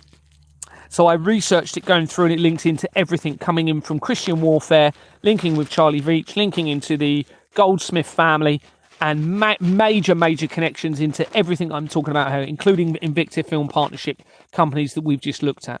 So it all ties together through a very small number of companies is what links all of this together. And my document is now exposing that for the first time in, centuries, really. It's exposing what has been a very long plan going right back, it seems, to the Reformation, whatever it is their plans ultimately are. So anyway, the information is that she is was a devout Christian who took part in youth missions in Northern Ireland. And this becomes important in a minute. When she was a child, and studied at let's just change that. You can tell I'm not AI, everybody, all these mistakes I'm making. At Old Dominion University in Virginia. And its president, Brian O. Hemphill, has made comments since her death yesterday, as has her mother, Donna Granger, who had given a Facebook page suggesting she is part of an ODU English department. All right, so these bits of information I've just given you, I need to research that a little bit more. After the incident, DHS Assistant Secretary of Public Affairs, Tricia McLaughlin, made comments about the incident. The Homeland Security website says this about her. As Assistant Secretary for Public Affairs, Tricia McLaughlin oversees Department of Homeland Security's public outreach, including its media, digital strategic and crisis communications efforts, and serves as the principal advisor to Secretary Noem on all external and internal communications. McLaughlin served in the first Trump administration when he became the 45th president. 4 and 5 equals 9. Came back in this last year. 4 and 7 equals 11. The date of the World Trade Center disaster, everyone. Okay. At the State Department as the Chief of Staff for Nuclear Arms Control. Bearing in mind we've got nuclear weapons companies linking in with all of this. I'm now, because of the George Floyd evidence, having to seriously consider that nuclear weapons don't exist. and that many of these murders, supposed murders and events, aren't even taking place. We have to seriously consider that now because of that bombshell evidence in relation to George Floyd. And the only reason that they will be doing that, I believe, is because they are trying to bring about something, all right? So portraying themselves, they're deliberately portraying themselves as being evil in all of this, all right? The evidence is there. You know, it's either they are all evil or they're making it seem that way as part of a deception. Anyway, getting back to this. So she was linked to nuclear arms control, focused on negotiating the country's first nuclear arms control deals, nuclear arms deals, and at the US Treasury Department as acting Deputy Assistant Secretary focused on economic sanctions. An Ohio native, McLaughlin, was previously Ohio Governor DeWine's political communications director and Vivek Ramaswamy's senior advisor. McLaughlin was also a political contributor for ABS News. And we'll just bring up the research website just so you can see it. So there she is, supposedly. And the information is all here. Some of it I've just given you can read there. So she did a press release after the death yesterday, according to the research. And I think I've seen her on doing it. A search of Tricia McLaughlin, Department of Homeland Security, company's house through Google, revealed a Patricia McLaughlin, born 1953, so she's obviously younger than that. But remember, there's no verification. Having been appointed to steer support, which it stands for Support Education Training Employment Research Limited, in 2006. And she resigned in January 2009. This is the same year that the second Da Vinci Code movie, The Angels and Demons, that had the Vatican and CERN in it, was released.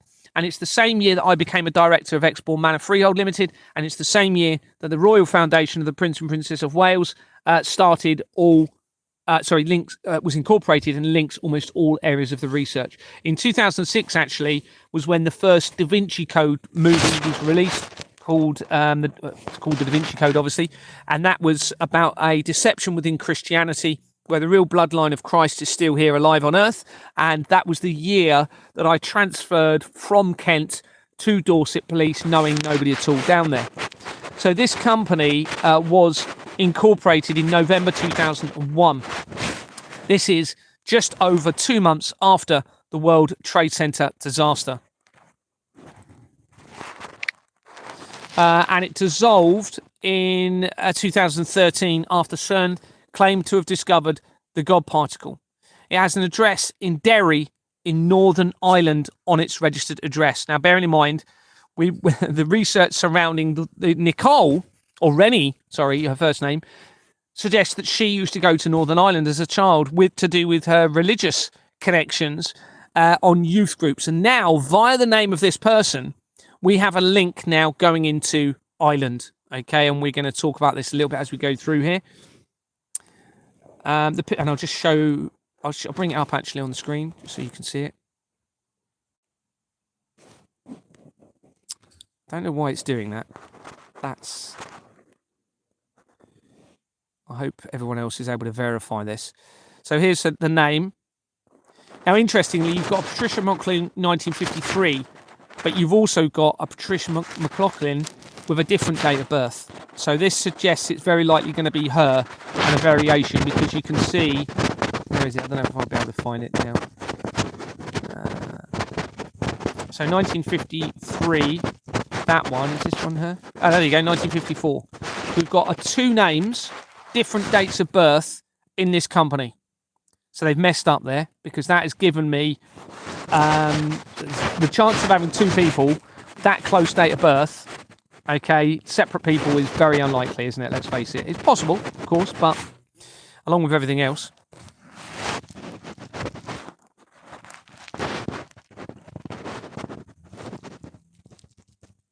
Oh yeah, here we go.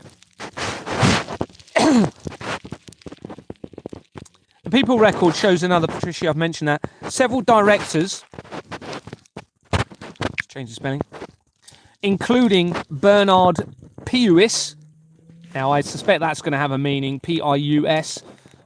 I have noticed what they do is they put acronyms for other companies as people's middle names. I know that for a fact, and I've researched, and it is not a name. It's never used as a name, and they put it there as a middle name, as an acronym for another company, a link to all of this. This is how they're hiding it, and I found that through the COVID deception in the COVID response, and that was through the organisation that what was his name, Fauci had worked for, and they'd hidden a company name in there, and guess where it led to? The YMCA again, back into the Young Men's Christian Association connections in this. Anyway, this Bernard Pius and several others connect the company that we're looking at to Derry Samaritans, where they were appointed in 2016 and resigned on the 16th of July 2019, 10 days after Jeffrey Epstein's supposed arrest. The company was incorporated in 2016 and has Samaritans in Surrey on page 25 of its incorporation document. I'd seen Samaritans throughout the research. I'm just going to put it now, actually, because otherwise I'm going to forget to do it.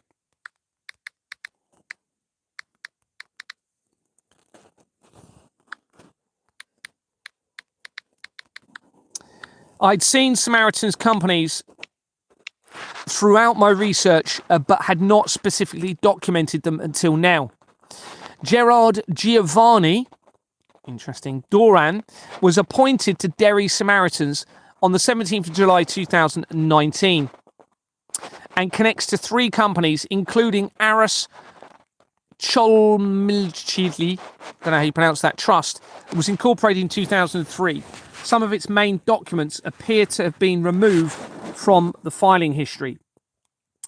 Damien Gerard McAteer connects this company to 29 others, including, spelling mistake, some age companies, with age companies making, in fact, critical connections throughout my document, including quickly to the infiltration of the royal family and my families. Age, if you're not aware, is a charitable organisation. Now, I haven't shown it yet. I've got to do a little bit more research around that. I haven't documented it yet, but when you go in through there, you link to the Vatican. There's specific Pope companies, literally with the Pope in the company name. So we now have the link into the Vatican coming in from this. Doran, that same person, also connects to Youth Life Limited, that was incorporated in March 2009. And Dorothy May Kay is shown on the incorporation document and people record and as featured in the research. Page 3 appears to have been forged to remove signatures. The record for Dorothy May Kay connects to over 9,000 companies. Now, I'm going to show you that forgery because this is a really good example of what they're doing in the documents. I'm already in the company, aren't I? So I'm just going to have a look at it. So I have to go into Samaritans, into Pius.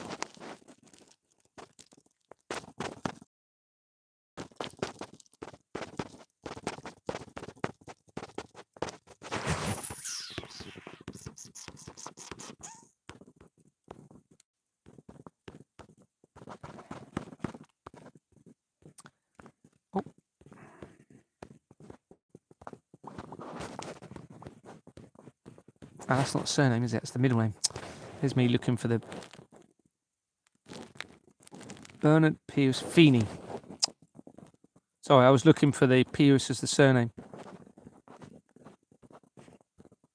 There we are. Derry Samaritans. And then from there, Gerard Duran, and then into Duran also connects to Youth Life, and it's Youth Life Incorporated. Duran. Oh, there we go. It's nice and easy right at the beginning. Now, obviously, the information surrounding the Rennie suggested involved in youth projects in Northern Ireland. Okay, now we have connections to religious establishments in Northern Ireland, youth companies, Youth Life Limited, And there's others. It's not just this one. And if we look at the incorporation document, I want to show you this forgery just to show you how we know this is what this is all about and that they're panicking. Because when you go onto the incorporation document, what page did I say it was?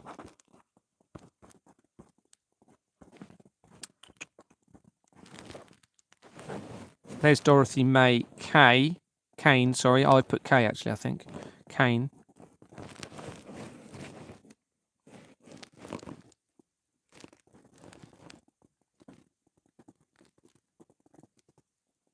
Page 3. Oh yeah, right there. Okay, see this section here? You notice the lines are missing? This is the sign section.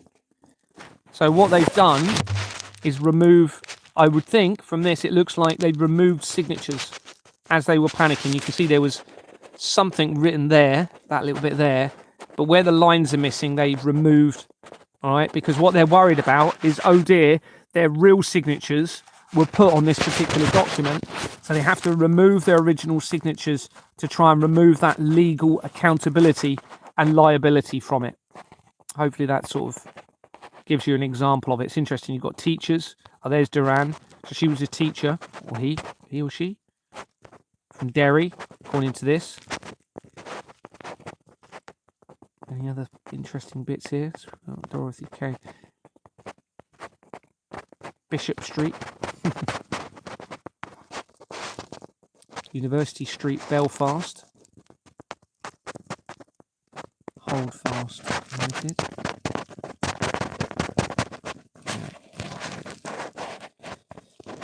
So we have this youth life connection. So this, as I've said, appears to make similar links to the research of the alleged deceased with Northern Ireland religious establishments and youth-related companies. Now I'm going to go into this whilst I'm here, just because we're on the document anyway. I have no idea how many people are listening. Oh, we've got 150, yeah, so it's worth me carrying on. So on the, I'm so sorry, I can't see any comments or anything. I don't know if you can on your, it's just not allowing it to come over the top of this, so it might be that I have to go on another live or to answer any questions. I don't know, but obviously this video is going to be uploaded unless they get rid of it. But I'm going to go through this little bit of evidence actually, which is separate. On the 3rd of January, I was informed of the recent death of a possibly related to plasma and CERN.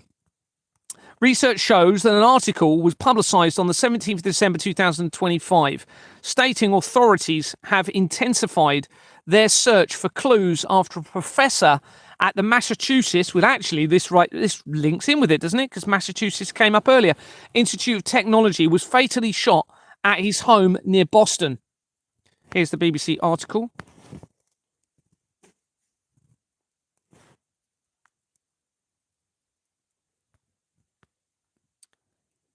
Have a quick look at the video. Give me a break from speaking.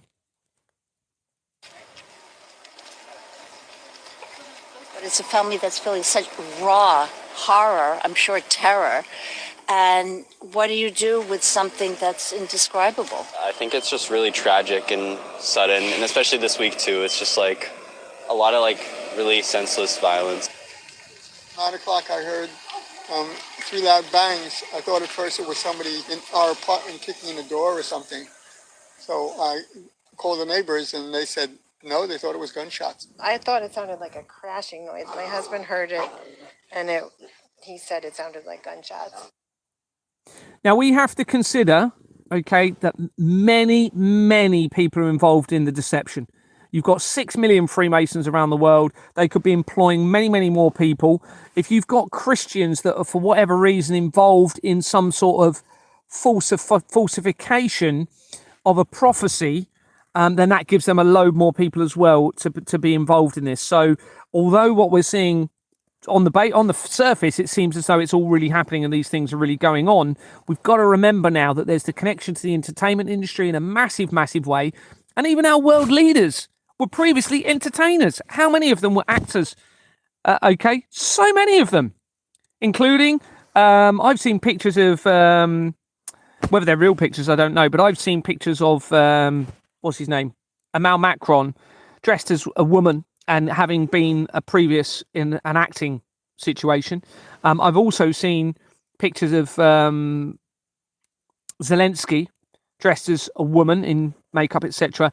And he was definitely a dancer and an actor. Ronald Reagan was an actor. So anyway, but whichever way you look at this, all of these people have to go. Humanity cannot live under deception forever. I mean, they've definitely got a criminal financial system in place which gives them the ability to exploit and victimize all of humanity through the finances. We can't live like that. You can't have a group of individuals, and they're on the verge now of enslaving everybody within humanity into a digital currency system. So there will be very little to no way out of it without violence at that point. And it doesn't need to get to that. It needs to be stopped now with this evidence. It's just in the nick of time. So anyway, this professor supposedly found dead, Nuno F. Gomez, age 47, a nuclear science and engineering professor from Portugal, was shot multiple times on Monday and died on Tuesday morning. This is thanks to somebody else. They initially gave me this to research. So I've done a little bit of research, not a lot, but let's have a look at it. So this will obviously link in with CERN, with that technology. So he was a professor at the Massachusetts Institute of Technology and was fatally shot near his home in Boston. Plasma scientist, as I said, his name, his age, nuclear science, etc. He joined MT's faculty in 2016, the MIT's faculty, okay? The same year that the Pizzagate scandal was being exposed and an apparent ritual took place at CERN. And he was named as a director of MIT's Plasma Science and Fusion Center in 2024. This is as I was increasing the exposure of the evidence. Fusion companies are shown within my research. And in fact, the main fusion facility in the United Kingdom is a criminal organisation that was started with the same company as Export Manor Freehold Limited. I've already checked it. It's already in my document. Now, a company house search for Massachusetts Institute of Technology reveals the University of Massachusetts UK Trust that was incorporated in 2001, leading up to the World Trade Center disaster deception, and it dissolved in March 2024 as I continued the exposure. It has Farah and Co. on its incorporation document, making immediate connections to the research of Ghislaine Maxwell, who connects quickly to an important technology company and the Christchurch earthquake, as shown elsewhere in my document. Page 4 appears to have been doctored, and a Greek banker is detailed, along with an Anthony Barchell and a director with an address in Kent. Remember, I was born in Kent, and a Thomas Schneewise linked to the University of Massachusetts. So let me just show you that company. So remember, this is the name of the university that this murder victim supposedly worked at. You can see dissolved 2001, 2001 incorporated, dissolved 2024. And on the incorporation document, I do need to be able to do a bit more research on this. This is just very early research. And what I might do, because we're still up numbers, and I do urge you to try and get more people on here, because I'm giving you evidence of the truth in everything. I'm proving everything I'm saying. Nobody else seems to be doing that. It is so critical that you all get behind this evidence, all right, to change the world forever. So you've got Farah and Co. That links immediately to Ghislaine Maxwell via her company. She was a director for Oxford Football Club, believe it or not. She's actually shown on the Oxford Football Club. Now, page, there appears to be a forgery I've mentioned somewhere. Oh, well, there's a page missing, look. Right, so they've got rid of a page because they're panicking, it looks like. Page 4's gone. What else did I put?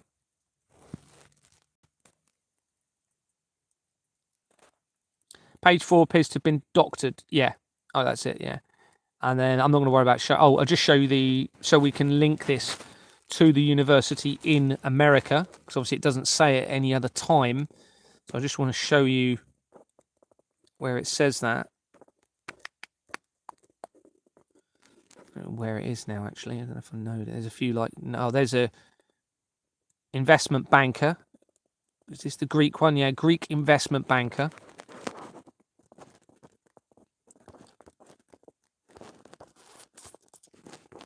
this it?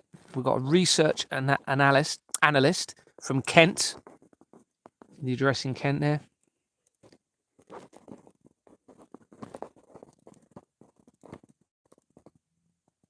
Here we go.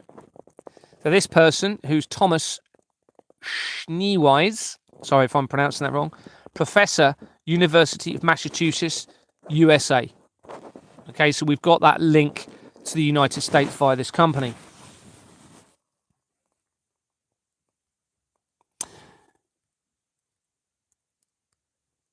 A search for Nuno, in other words, the victim's details, company's house through Google, shows Portuguese Nuno Gomes, born in 1995, having been appointed to Aducan, I've forgotten about this, Aducan Limited in 2021 when it was incorporated.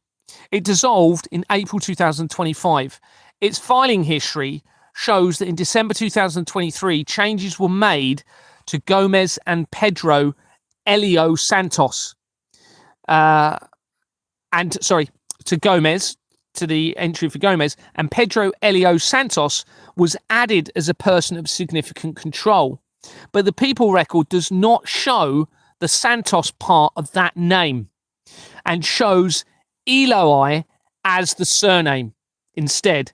This suggests they wanted to hide the name Santos from this company for some reason. We're going to look at this in a minute. Now, I recognize the company name immediately, okay, from my childhood, Aducan. Research shows that it is the name for a gaming-focused creative agency specializing in Web3 and bridging physical digital worlds of brands. In other words, merging technology with reality, potentially leading to transhumanism, everybody. And Neuralink came out, didn't it, founded by Elon Musk in 2016, which is the year when the Pizzagate scandal started to be exposed and when the ritual took place at CERN. Its name, I don't know why I put nameless, stems from the famous Street Fighter move Hadouken, which happens to have been my favorite game in my childhood. The move sent a ball of energy from a character's hands and is often described, which I found out in the research, as a blast of spirit energy. Now, bearing in mind, this is coming in from the research of somebody that is involved in plasma and technology and potential energy in that technology. And now we have an Aducan name linking via this connection to, and it was actually named after this ball of energy or spirit from a video game that was my favorite game, everybody. Have they positioned this specifically for me to find it, to find these links and find the connections? Who knows? But it's this is possibly relevant with all of the other evidence linking to an apparent threat from directed energy and its connection to spirituality through the Vatican and other religious establishments that are involved in the fraud. Let me show you that bit. So I'll just show you it quickly.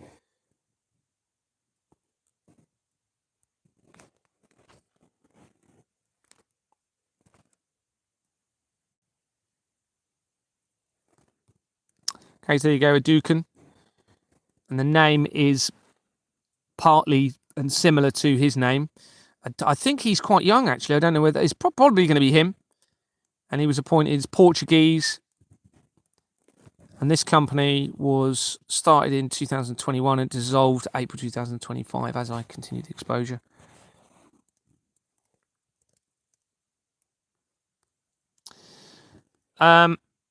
An internet search for Pedro Eloi. Remember, they're trying to hide the surname, it looks like. All right. Oh, I didn't show you that, did I? I won't worry about doing that. But within the filing history, they've hidden the surname Santos and faked it on the register, it looks like. An internet search for Pedro reveals a Pedro Henrique Silva dos Santos, born in 2006, known as Pedro or Pedrinho, a Brazilian professional footballer who plays as a forward for Russian Premier League club Zenit St. Petersburg. He signed his first professional contract with Corinthians in March 2022. As I was started the exposure, and they were keeping him with the club until last year. I'll just show you the Wikipedia for him.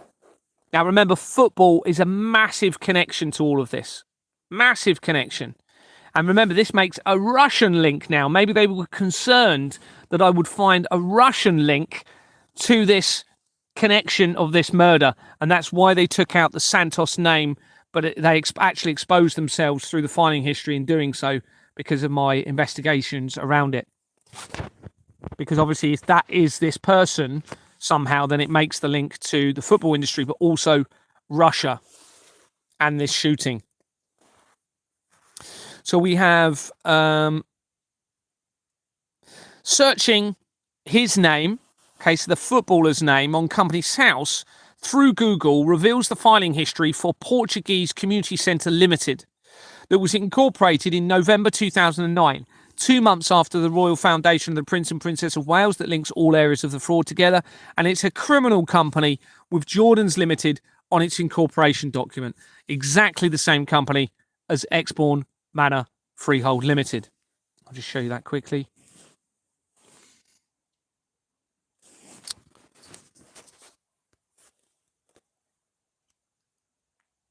I'll see what the numbers are like after I've finished this subject, because I might go into the Paris shooting with you. If we're still at 150 or more, then I can go into the evidence of the Paris shooting. So you can see it was incorporated in 2009. Social work, I didn't realise that. So it's linked to children, potentially. Social work activities. And on the incorporation document,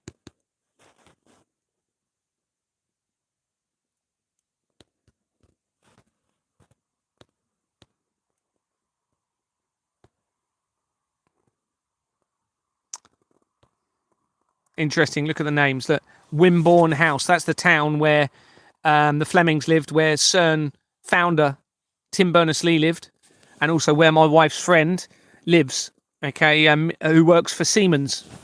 She also lives in Wimborne. And we've got Dorset Road. Interesting, hey? They're choosing these names deliberately as potentially as a clue for the right person to find it. And somewhere on here you've got Jordan's, all these Portuguese names.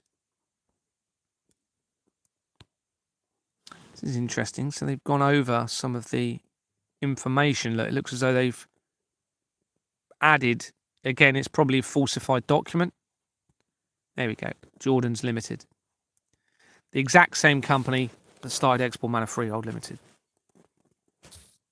And it's a criminal company.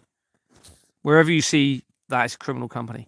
On the 3rd of January 2025, articles emerged that... oh, no, we've done that. Oh, yeah. That's it. The rest of it, I don't really want to go into. I did this the other night. Went into the evidence surrounding the Venezuela situation. Well, let's see what the numbers are. 144. I might leave that at it rather than going into the Paris shooting evidence. Unless you can get it up to 150, then I'll go into the Paris evidence if you want me to. What time is it? 11 o'clock. 142.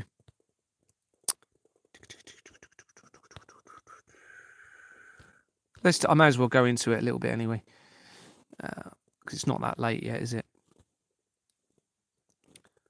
Thank you so much to everybody that's continuing to watch. Really appreciate it. And remember, this is all being put into a document.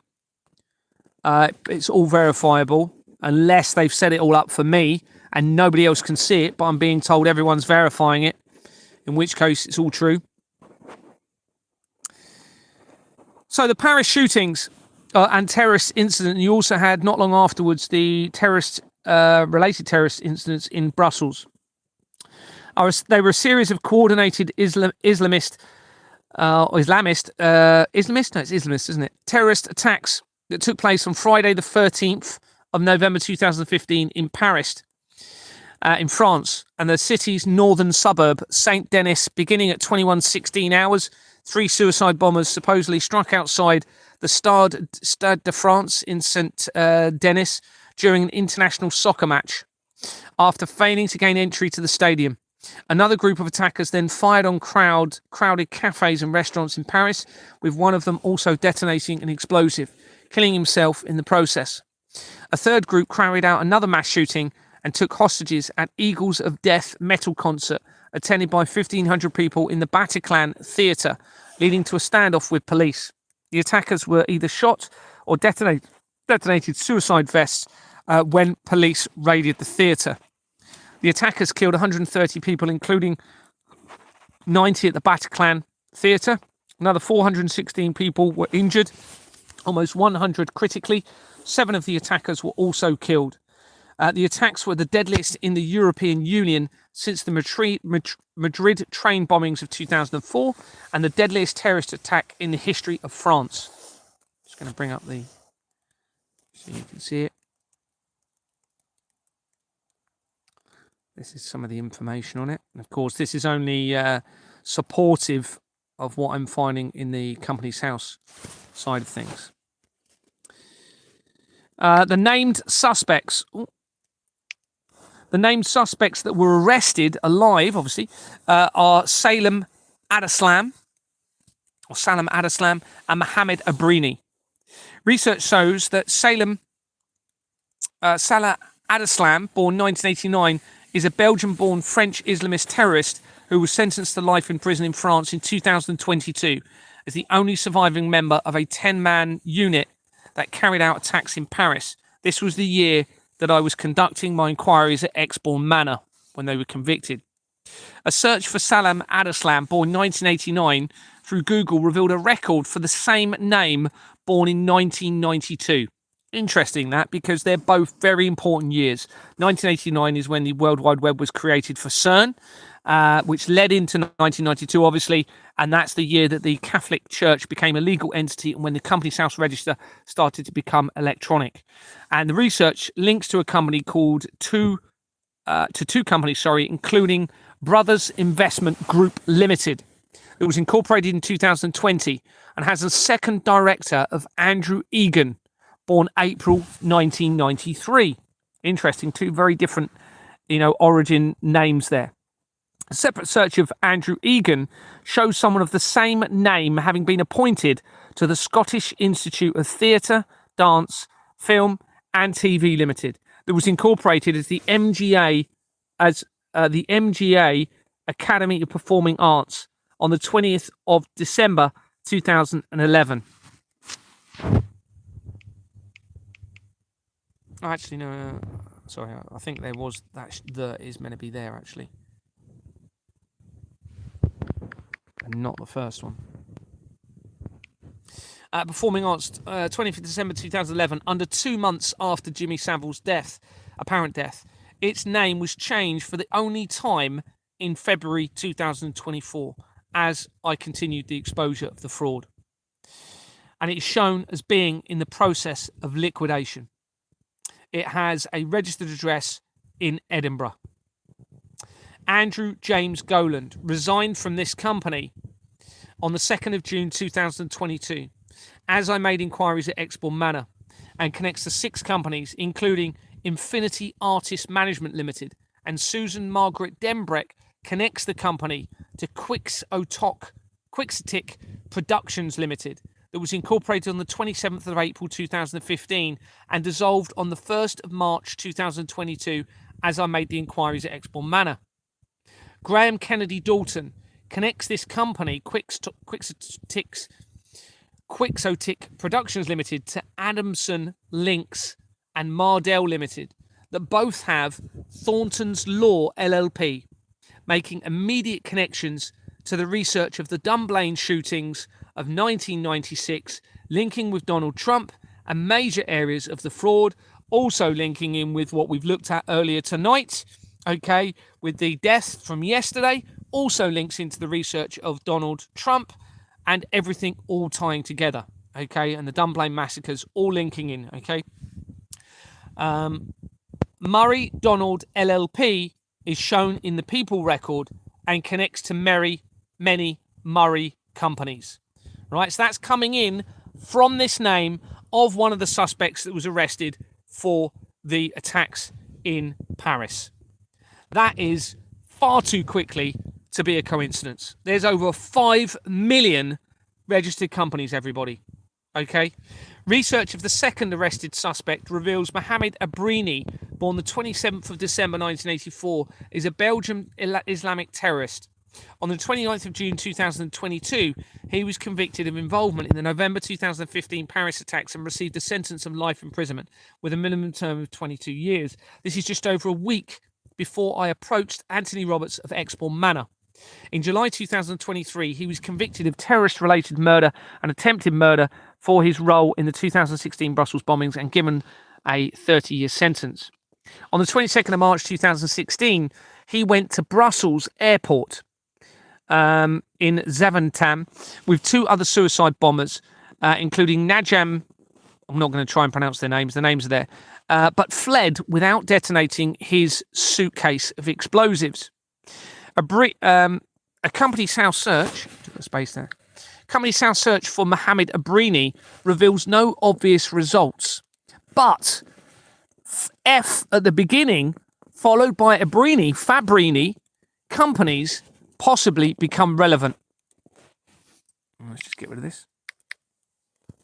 Fabrini Industrial Limited was incorporated on the 25th of February 2016, less than a month before the associated attack involving Abrini. It's not going to be a coincidence, everybody, in Brussels. And it dissolved on the 24th of July 2018, which is when Gordon Bowden was exposing his non-verification evidence in relation to the fraud. Gerald Gicker, born January 1986, and being a Filipino, I've spelled that wrong. Filipino. Don't know if that's spelled right, but that will do for now. Is shown as one of the directors and was appointed to the company on the 6th of July 2016, less than 4 months after the attack. A separate search for Geeka reveals Geeka Executive Search Limited. Okay, remember that was one of the names of the directors in this company, and I'm finding this is how they're getting away with all of this, is they are literally using variations of names, linking it all together, and of course this gives the ability to launder money in relation to any of these activities, but also sets up the evidential trail for the right person to blow this whole thing wide open, expose, excuse the pun, but literally expose our international government's corruption, murder, abuse, apparent. We have to consider these events aren't, now it looks as though they are, but I pray and I hope, because of the George Floyd evidence that I've got, that it means a lot of these things aren't really happening in the way we're led to believe they are. I pray and hope. So we have this leads to Geeka Executive Search Limited, that was incorporated as WJ Blowers and Associated in brackets London Limited in 1979, which is the same year that the Georgia Guidestones were being designed. The Georgia Guidestones represent an upcoming man-made apocalyptic event. They were damaged and destroyed on the 6th of July 2022, 2 days before I approached Anthony Roberts, that triggered this whole investigation. And the day before that, on the 5th of July, the Large Hadron Collider and CERN conducted an experiment, the first time since July 2019, which is when the obviously Jeffrey Epstein was arrested in the whole lead up to the COVID deception. According to this company's overview, its name was not changed at all until the 20th of October 2016, almost 7 months to the day after the Brussels attacks. It changed its name for the last time in September 2019 on the lead up to the COVID deception. The filing history shows that an application was made to strike the company from the record for the first time on the 8th of March 2022. This is as I'm making inquiries at Exbourne Manor. And they discontinued that application to strike it from the register on the 20th of July 2022, 7 days after Anthony Roberts of Exbourne Manor Freehold Limited resigned.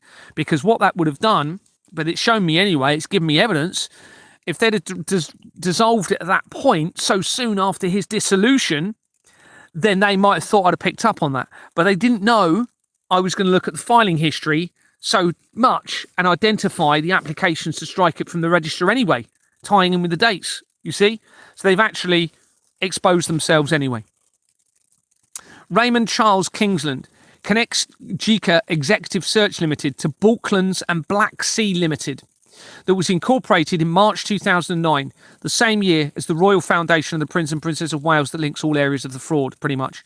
And it was incorporated, and it dissolved in April 2015, which is 7 months before the attacks in Paris.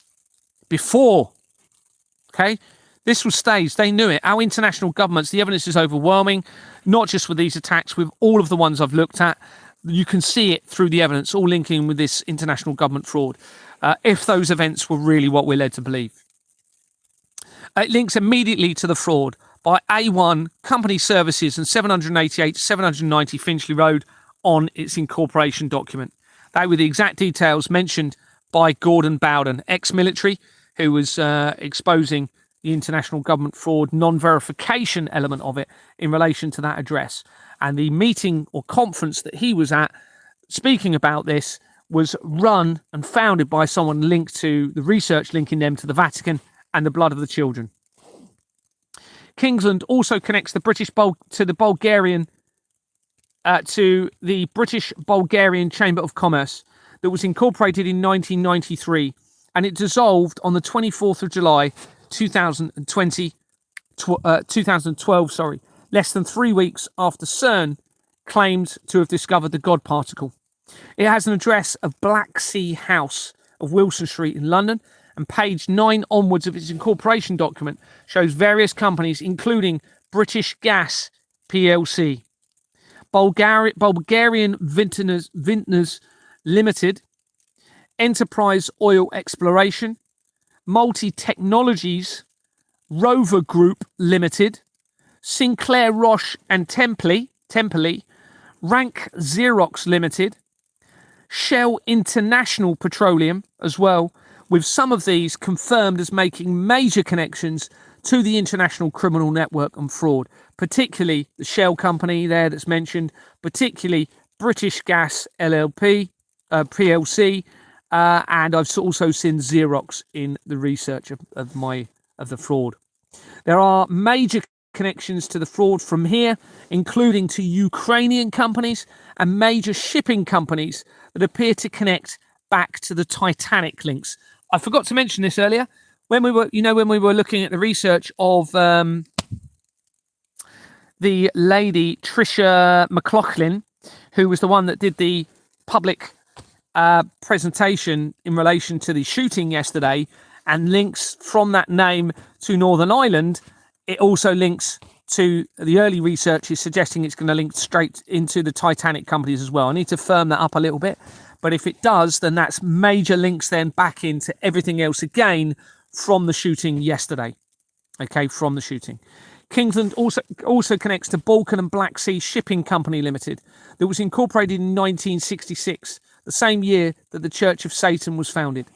Referring back to Fabrini, Fabrini Limited was incorporated in 2005 and connects immediately to the fraud by Form 10 companies on its incorporation document.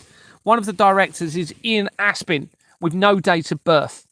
A separate search for Ian Aspin shows 2 other records with an Ian David Aspin with 1 record connecting to 2 companies, including Proton Business Services. And by the way, Proton, the emailing company, is compromised. People have been saying, Gary, why are you not using your Proton? They're all compromised, all of them. Okay, it doesn't matter what one you use. Proton Business Services that was incorporated in February 2012, 2 months before Jeffrey Epstein's apparent meeting, I have to be considering. At the moment, I have to still consider at the moment that all of these threats are real to humanity. But it does, the evidence regarding the death of George Floyd does indicate that a lot of it could be deception. So this meeting took place supposedly between Stephen Hawkins, Jeffrey Epstein and CERN scientists, and it has companies made simple on its incorporation document, which connects to the research of the Paedophile Information Exchange and the World Trade Center disaster. The other record for Ian David Aspin connects to Aspin Nationwide Express Delivery Services Limited that was incorporated on the 1st of September 2011, less than 2 months before Jimmy Savile's supposed death. It connects It connects immediately to the fraud by Third Party Formations Limited on its incorporation document. A duplicate record for Aspin in the People record connects to 7 companies. Those named, I haven't done the research from there. Now, remember where the attack took place. One of the attacks was at the Bataclan Theatre. Unbelievably, look at this coded evidence through here now. It looks like a company's house search for Bataclan reveals 1 name record. Bearing in mind, billions of people on the planet, we have 1 name record with Bataclan as the surname, supposedly. And it reveals a Mary May Bataclan. So I suspect they've used this to hide it under a name. Connects to Texel Limited that was incorporated on the 4th of July 2022, the day before, I should say 12, the day before CERN discovered the Higgs boson or God particle. It appears to have, I've mentioned that before, 2019. It dissolved in December 2024 as I'm continuing the exposure of the fraud. It has an address in Kent, and the filing history shows that on the 1st of March 2023, its registered address has been changed to BizSpace Business Park in Birmingham. A separate search for BizSpace reveals BizSpace LP that had been incorporated on the 6th of October 2007, not long after Exmoor Manor Freehold Limited had been incorporated. It has a registered address in St Helier, Jersey, a tax haven facilitating money laundering and being the location of apparent crimes against children. The People record is missing. BizSpace GP suggesting they're trying to hide the information. BizSpace GP Limited of an address of Sovereign House, Finchley, BizSpace Limited and Minto WS, which we'll come to in a minute, of an address in Edinburgh is on the first document in the filing history dated the 28th of September 2007 of the company we're looking at here. The filing history shows no entries from the 5th of December 2007 until the 4th of December 2015, just over a year after the attacks. This is very unusual to have no filing history from between those dates. Very, very unusual. A separate search shows that BizSpace Limited was incorporated in 2006. The incorporation document shows an address of Royal London House, of a variation address of Finsbury Square in London used throughout the fraud. Various DMWSL companies and Teal Integrated Systems Limited is shown in the history. Integrated Systems Limited is shown as well as... let's get rid of that. As well as Minto WS again, which we're going to come to in a minute and proves really important. The filing history shows that there is an entry on the 10th of November 2014, 3 days before the attack. Okay, and no entries again until the 24th of February 2015, followed by, hold on, I think I've got that. I've got the dates right there. I might have written the date wrong, but there's definitely a connection there, or a suspect. I'll come back to that later. I might have to just check a little bit of that there, the dates that I put. The filing history shows that there is an entry on the 10th of November 2014, 3 days before the attack, and no entries again. I've mentioned that, haven't I? No, I haven't. Where did I get to? The filing history shows there is no entry on the 10th of November. There is an entry on the 10th of November 2014, 3 days before the attack, and no entries again until the 24th of February 2015, followed by 3 resignations, which had not happened at any time previously. In July 2015, there are multiple satisfaction charges that had not happened at any time previously as well. So around the date of the attacks, you have all of these changes shown in the filing history and not before the attacks. Bearing in mind, this company was incorporated in 2006. A search for Minto WS, remember we've got that mentioned on the last 2 companies we looked at, reveals an appointment for Dickinson Minto WS to Adredicia Capital Partners TCC LLP from the 17th of December 2020, a few days before the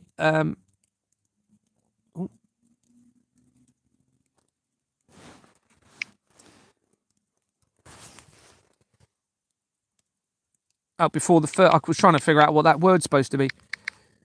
Now, the research I've done suggests the first COVID outbreak was on the 21st of December. So this was a few days before the first COVID outbreak.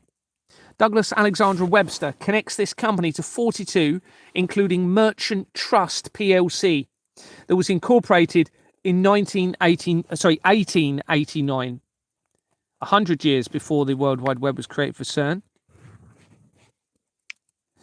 and has a forged register on Waterlow and Sons Limited on its incorporation document. Kristen June Salt connects Merchant Trust PLC to 23 companies, including Alliance, which is part of BT, BlackRock, Dresdner, and Commerce Bank companies, making major connections to the fraud and Germany's oldest bank. Now, the Commerce Bank connections in all of this are absolutely critical, because Commerce Bank was founded in 1870. That's the same year as the infiltration of Rome, where it appears that they had imprisoned the popes in Rome, and it's the same year that Bavaria in Germany became part of the new Germanic Empire at the same time, and Donald Trump's family originates from Germany, certainly his grandfather, Arthur Trump. Okay, and this is the year before the research suggests that the Albert Pike letter was written to Mazzini. So the high-level occultist Albert Pike wrote a letter to Mazzini, appearing, according to all of the research, suggesting that there was a World War III deception that was going to be taking place involving them all. And that appears to be the year after the infiltration of the Vatican in 1870. And Commerce Bank was not only the oldest German bank, it was the first, certainly, banking organisation, and I want to say one of the first German organisations, full stop, to actually have a branch in New York. All right, now you're talking about linking it with the World Trade Center disaster and everything else as well. But don't forget, right here you've got the BlackRock company link as well, coming in from this. You also have, it's interesting, you've got the surname Salt, which I've just realised, because there's a person called, is it David Salt, that works for CERN, who has become involved by contacting who was my contacts, and he is also on the research as being linked to company called Future Fuels Limited. Well, Future Fuels Limited, the company I found, was incorporated with the same company as Exborn Manor Freehold Limited, and then Future Fuels Number 1 Limited, so it's going to be linked, connected to it, features at key times throughout my research. So that's very possibly going to be a family-related name there to this person connected to CERN. The attacks in Brussels in 2016 occurred at the main Brussels International Airport and the subway.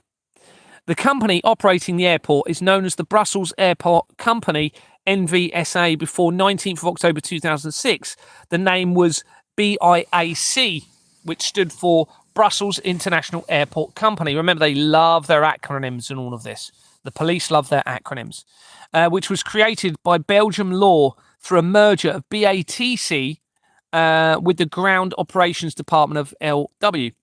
The airport is owned primarily by the Flemish and Belgian government, who own 39% and 25% respectively. The other 36% is owned by Macquarie Group, or Macquarie Group, looks like, sorry. Now, I need to put it in there. I haven't put it there yet. That has connections to the war, okay? The original airport there was built after the Second World War, which then you're talking about a Nazi regime connection to it again, all right?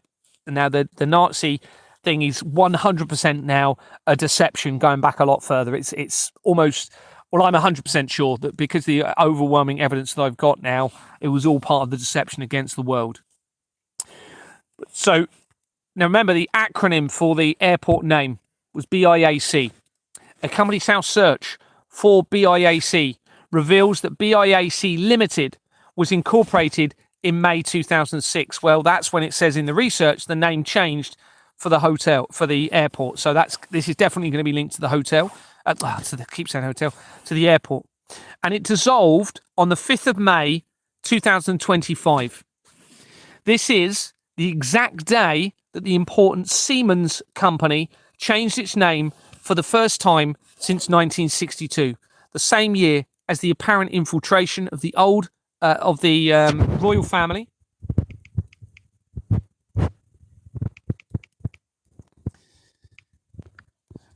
family and connects immediately to the fraud. This company we're looking at here connects immediately to the fraud by Stephen Blackmore of 16 Churchill Way in Cardiff, and secretarial appointments and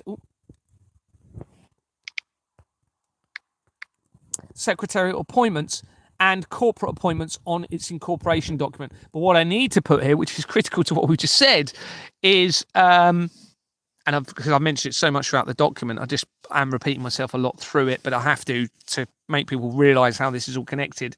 So that Siemens company that changed its name the exact same day as this, even though it hadn't changed its name since 1962, Siemens links to the Nazi regime.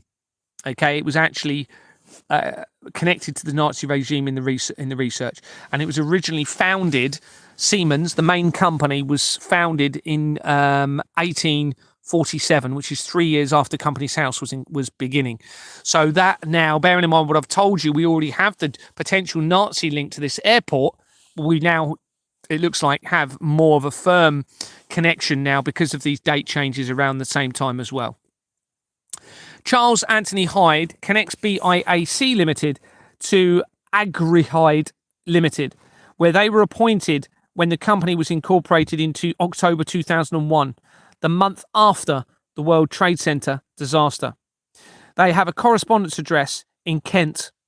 The company dissolved in 2023 as I escalated this exposure. It has JP Cores and JP Cord Limited on its incorporation document, making the connection almost immediately to David Icke. Also to the falsified prophecies and other important areas of the fraud. So this is just coming in from this airport, everyone, where the attacks happened in Brussels in 2016, the same year that the Pizzagate scandal was being exposed and when a ritual took place at CERN. The filing history shows that on the 11th of April 2022, a Begbie's trainer company was involved in appointing as a liquidator, and its registered address was changed as well. Begbie's trainer, as we've already mentioned earlier, connects immediately to JP Morgan and Collider companies as shown elsewhere, and of course we've now confirmed that it links to the death of George Floyd. We have the Begbie's trainer as well company. Albert Richard Trustian connects BIAC Limited to Associated Agricultural and Rural Consultants Limited, that was incorporated in 2006 and dissolved on the 6th of May 2005.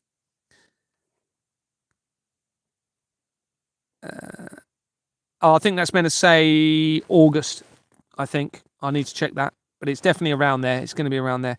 It links to the fraud by Waterloo Legal and Company Services on its incorporation document, and that company links to Exborn Manor very quickly, but they have now removed that company from the Company's House register.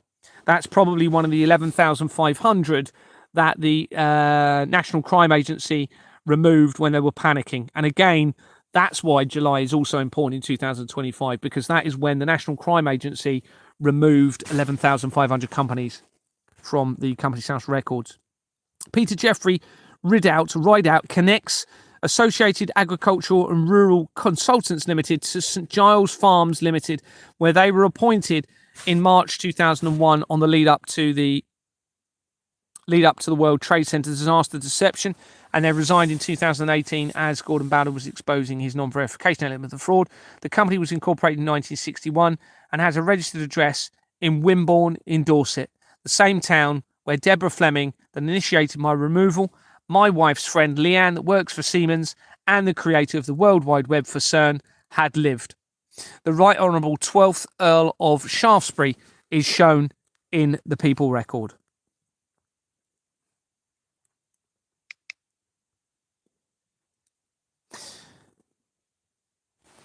A search of one of the airport's owners, remember we said about Macquarie Group, that has Macquarie Group that has a redirection link to Maguire Group Services Australia Pty Limited that was incorporated on October the 7th. Sorry, in October 2007. Not long after, in fact, within. Let me just get rid of that. Within 2 weeks of Exmoor Manor Freehold Limited. Its incorporation document shows many listed companies from page 11 onwards, including many apparent DIVCO shell companies, more Maguire companies, and, this is critical, Virgin companies, making critical connections to the Virgin Foundation, Richard Branson, and the apparent crimes against children linked to the Pizzagate scandal directly. Okay, on Hillary Clinton's company, you have her name links to a company, and on her incorporation document is Virgin Management Limited. So I'm just going to show you, because I haven't verified anything for a little while. Let's just go into the Maguire Group. I'll show you a redirection link. So it comes up with this initially. Incorporated October 2007. That is within very soon. It's definitely within 2 weeks. I think it was the 21st of, might have been the 21st or 23rd of August. Oh, actually, no. Yeah, it was August at Exmoor Manor. So it's almost 2 months. Sorry, it's not quite 2 months afterwards. It was August, September. Yeah, it takes you through to this link. So we then have this company that was incorporated 2nd of October, linking to Australia. And then, what was I going to show you that? Oh yeah, I was going to show you the incorporation document of, yeah.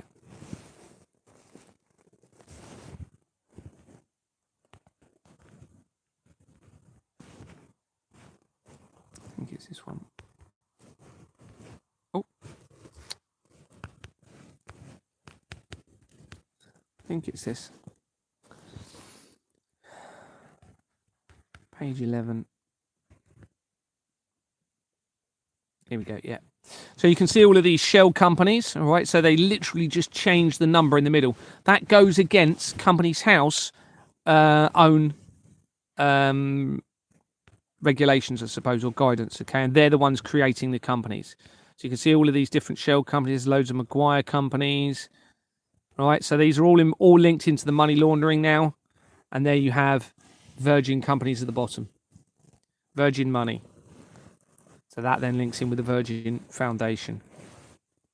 You remember, this is coming in from the airport where the attacks took place. So this now links the apparent crimes to the terrorist incidents, all linking in with satanic group that are running the world, it seems. But we have to consider that the evil they're portraying is, some of it's a deception to create potentially a change. I don't know. It's as you know, there was another thing I was thinking about earlier in relation to it. It's gone out of my head now. But okay, now do we go on to Harold Shipman?